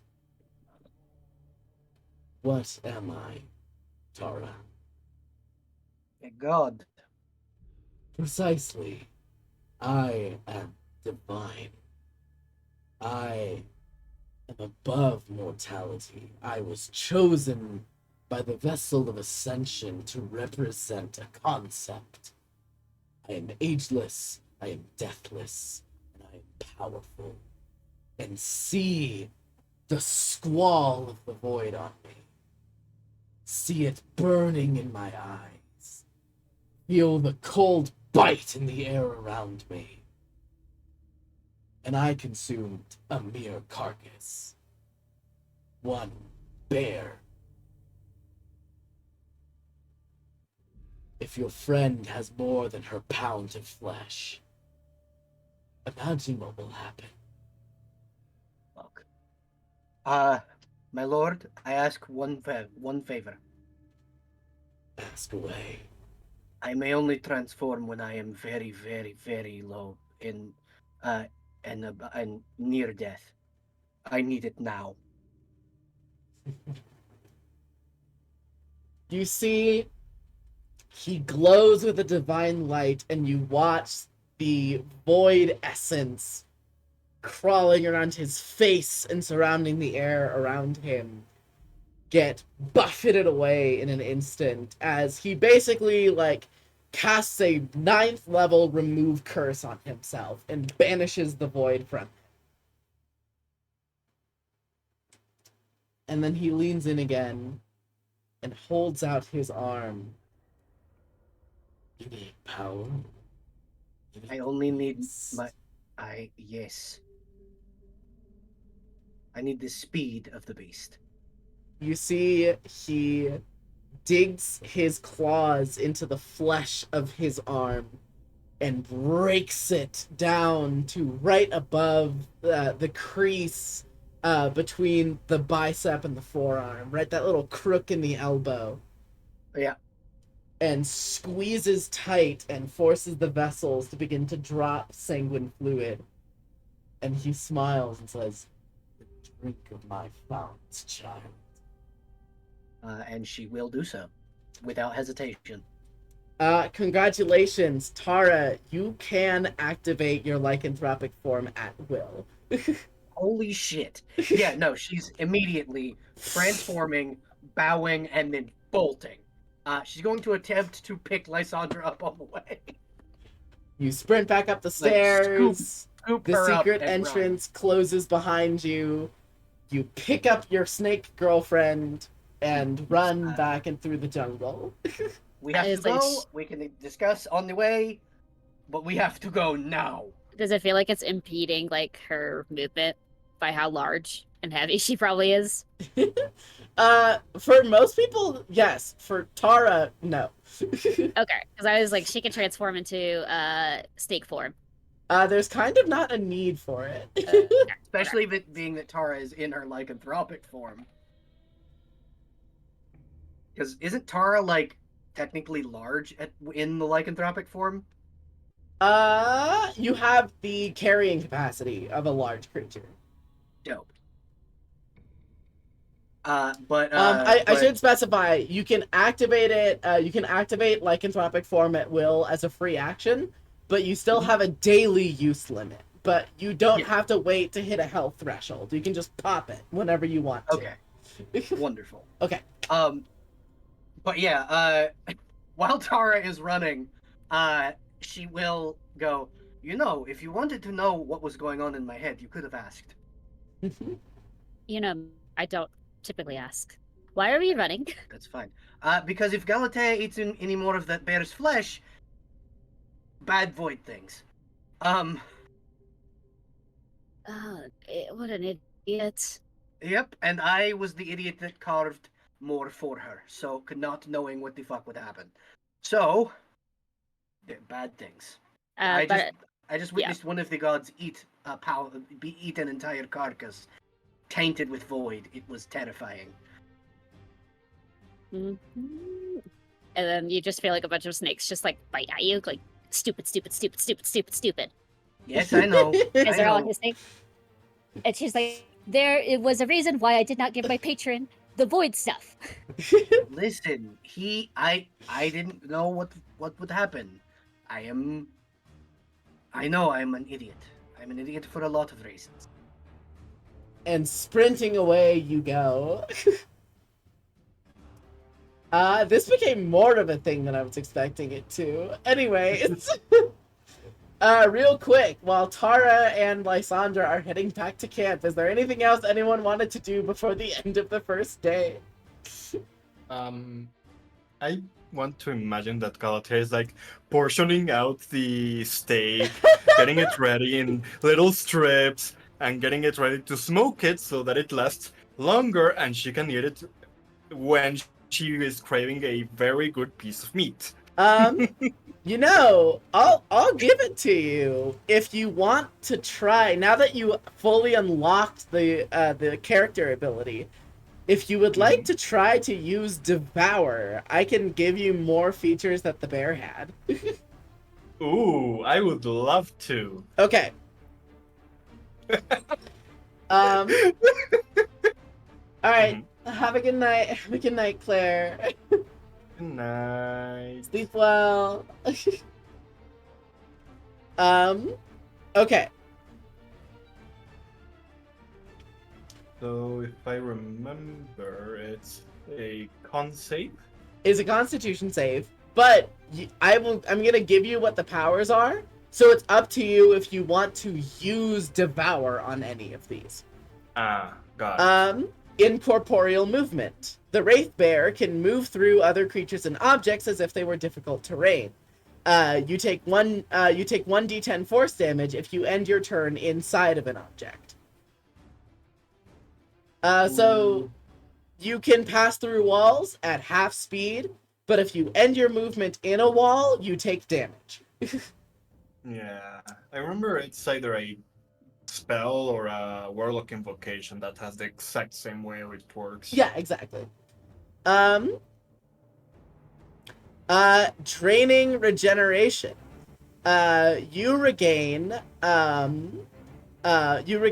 we're gonna nerf it a little bit for Galatea. You regain 2 hit points at the start of your turn if you have at least 1 hit point and there are living creatures within 5 feet of you.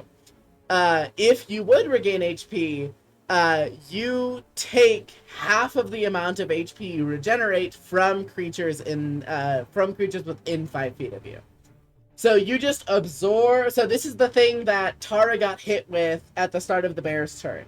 You can heal your wounds, but you have to sap the life of people close to you in order to do so. And this is an active thing and not a passive. No, this one's passive. This is just on all the time. Okay, never mind. But again, the stipulation is there has to be a creature within 5 feet of you. But if you're already at full hit points, you don't drain life from anybody. But if you lose hit points, you drain life from the nearest creatures within 5 feet of you. Yeah, not a good idea when I'm also kind of trying to get healing spells. All right. So those are the only other 2 features that the Wraith Bear had. So if you're not interested in either of those, you do not have to use Devour. Not really, to be honest. So she just smoked the meat. Okay. in little strips. I do want to fast forward a little bit because people are actively melting, and I do want to end this session with y'all on the boat. Yeah. Okay. Our Orbos are melting. Hurry, fan them. Okay, so got maybe 10 more minutes? Okay.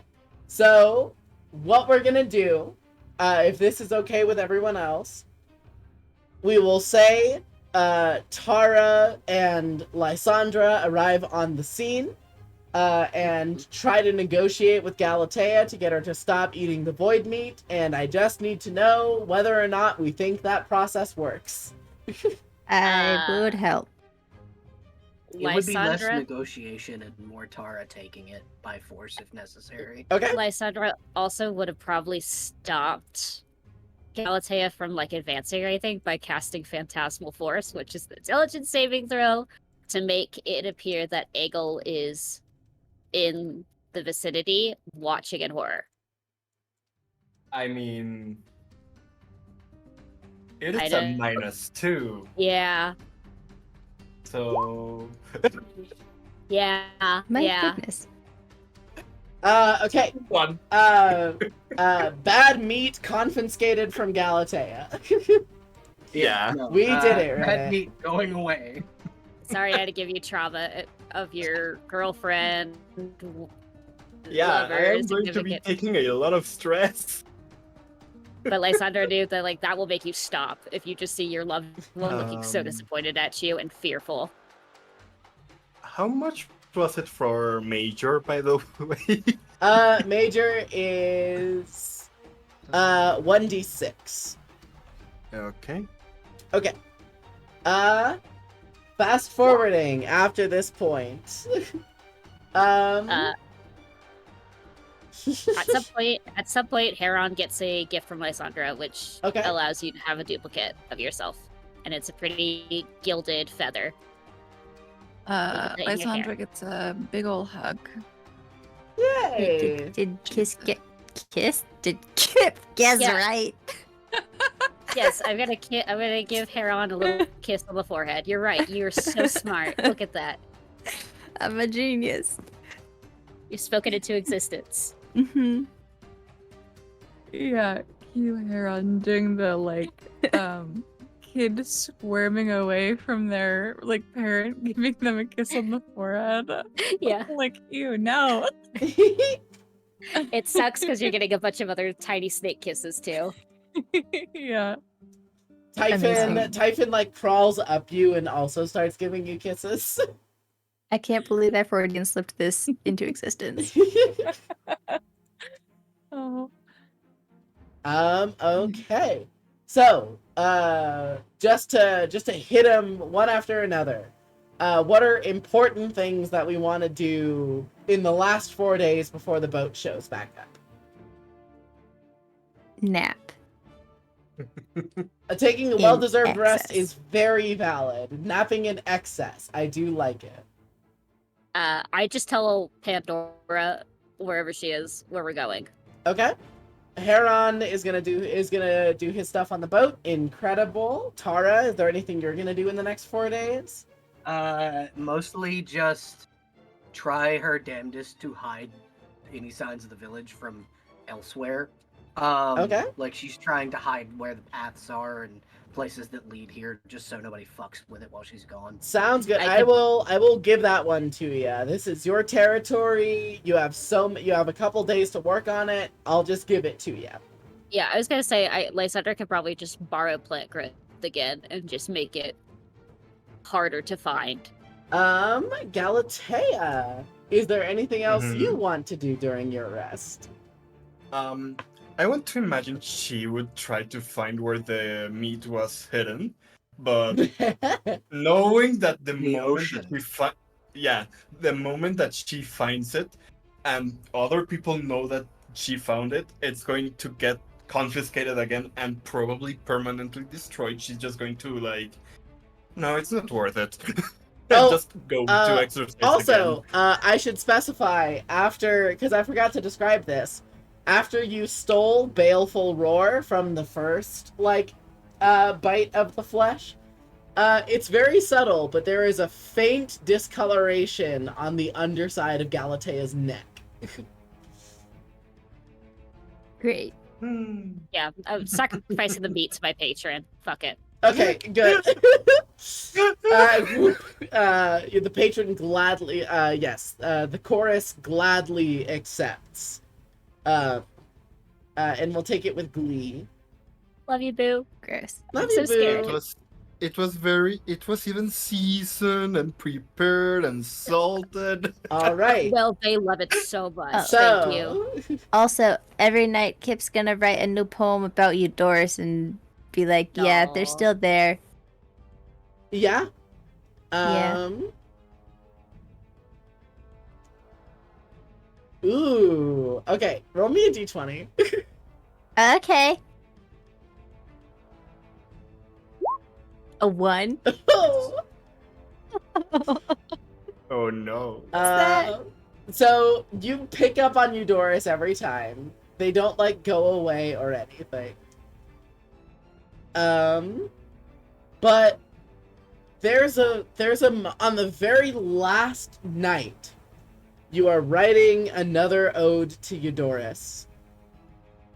And you're getting that image of distance and like you've noticed like hold on, I want to check something. Mm-hmm.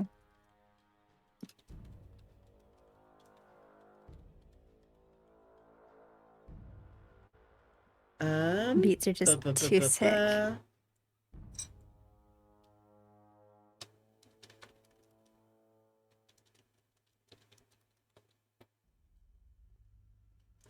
Yes. So this is you notice day after day an increasing distance of 120 nautical miles since the last time you wrote a poem, growing greater and greater and greater between you. And on the very last day, the last ode that you write before the morning where you head back on the ferry, Mm-hmm. there's a very quick moment where you're getting the mental image of Eudoris. And Eudoris looks up and a bit to her left and looks kind of lost in the middle distance, but it feels like for a split second is looking directly at you. And then the vision goes away. Mm-hmm. Mm-hmm. Crying. Yeah, just crying. Just crying. But like in the way where you hold everything in and you try not to let anyone know that you're doing it. Mhm. Absolutely. So that's fun. All right.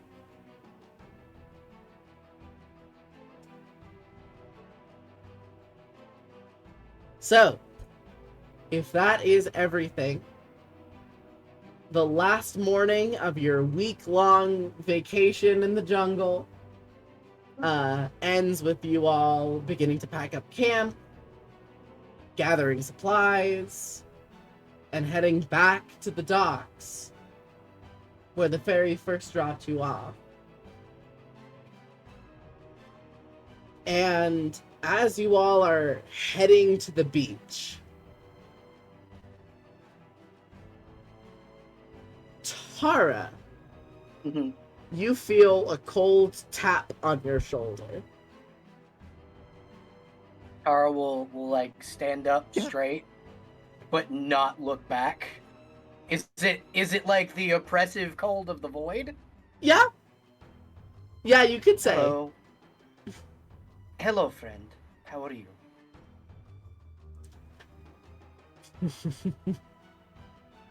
Doing well. Am I able to look at you, or are you You may. in defensive mode? And she'll kind of turn around and smile and go. You turn Hello. and see the wraith. But again, kind of like the last time you met her peacefully. No large tendrils devoid of light sprout from her back. Just a woman in like Eurydian, kind of like Spartan's armor. Mm. Long, great sword sheathed over her back. Her helmet is off, and she's holding it like in the crook of her right arm and her rib cage. Mhm.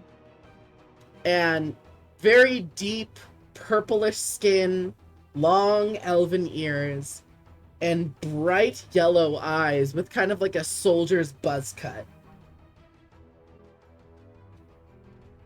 Did you trim your hair again? Or does it stay that way? Yes and no.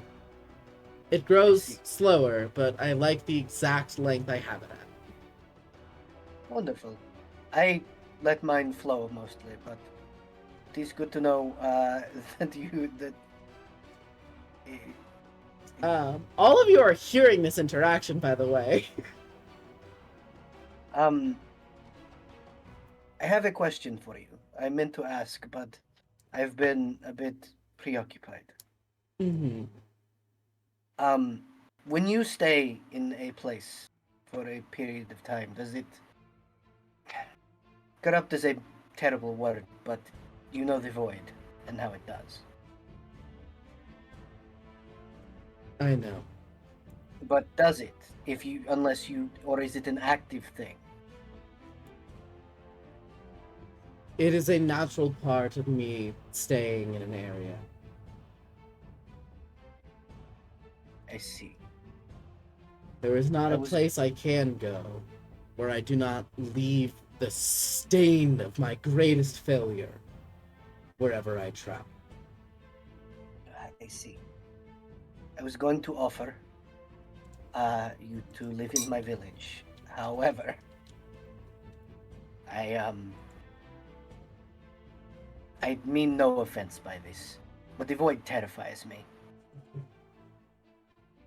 And I do not wish to come home to it. You, on the other hand, you are a friend, at least in my eyes. And, You have an odd way of picking friends. I've been told that my entire life.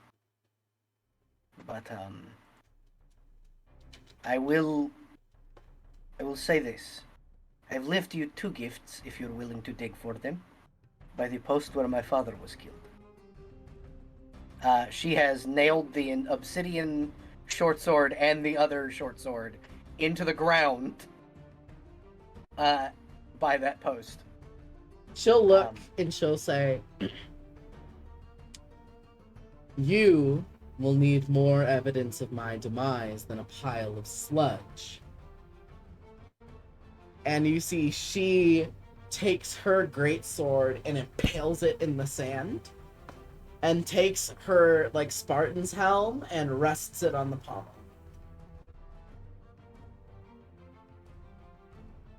That should You be will need a way sufficient to defend evidence. yourself. And you see, she looks back at the weapons that you mentioned and was like, "I think I have that covered." Fantastic. One more thing.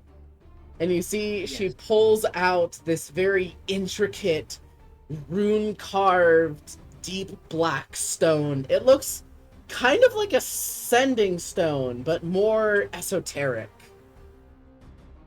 And she hands it to you. This is a myth stone. And what does it do? I am. It allows... simple as magic It's goes. 2 things. It allows greater castings of sending, but that's not why I'm giving it to you. You can imprint a message onto one. This is a stone that I've carried with me for a long time, that you can just say was found on my person. Mhm. But I imagine it will tide the Empress over quite well, because it is a confession of all of the crimes that I committed while I was there. Well, thank you. You have given a humble prisoner of war maybe an out, potentially. I'm a prisoner of eternity, my friend. I think you have it better. Oh, no, I absolutely do. No, good. I'm glad. What I am saying is you might have freed me with this. I hope so. You and yours deserve freedom. I'm sure you watched from afar. I did. I will bring more tea next time I come home. She'll nod. I have a question. If I touch you, will it harm me? Only if it lingers. Fuck it, it's worth it. And Tara's going to hug her. Tight. Okay, cool. You take 6 points of cosmic damage. Very cool.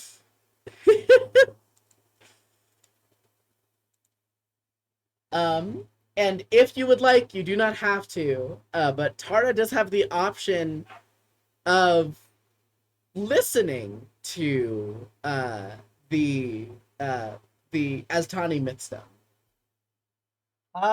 So Tara's not gonna, because Tara doesn't believe she's a criminal. Like, fuck it. All of the shit she could have possibly done, Tara probably would have also done. All of it's justified. But yeah, she will I will say, generally speaking, I promise you it's actually a really fun message to listen to. Oh yeah. But also the rest of the players are EP. So That's fair. So we will leave it off here. We perish. I'm I'm so- dying. Okay. Teacher, we need to go eat. Okay, it's time to eat, Teacher, is it everybody. nap time yes, yet? it's nap Is it- time. It's bedtime. Yay! Okay, know. I'm stopping the recording. I'm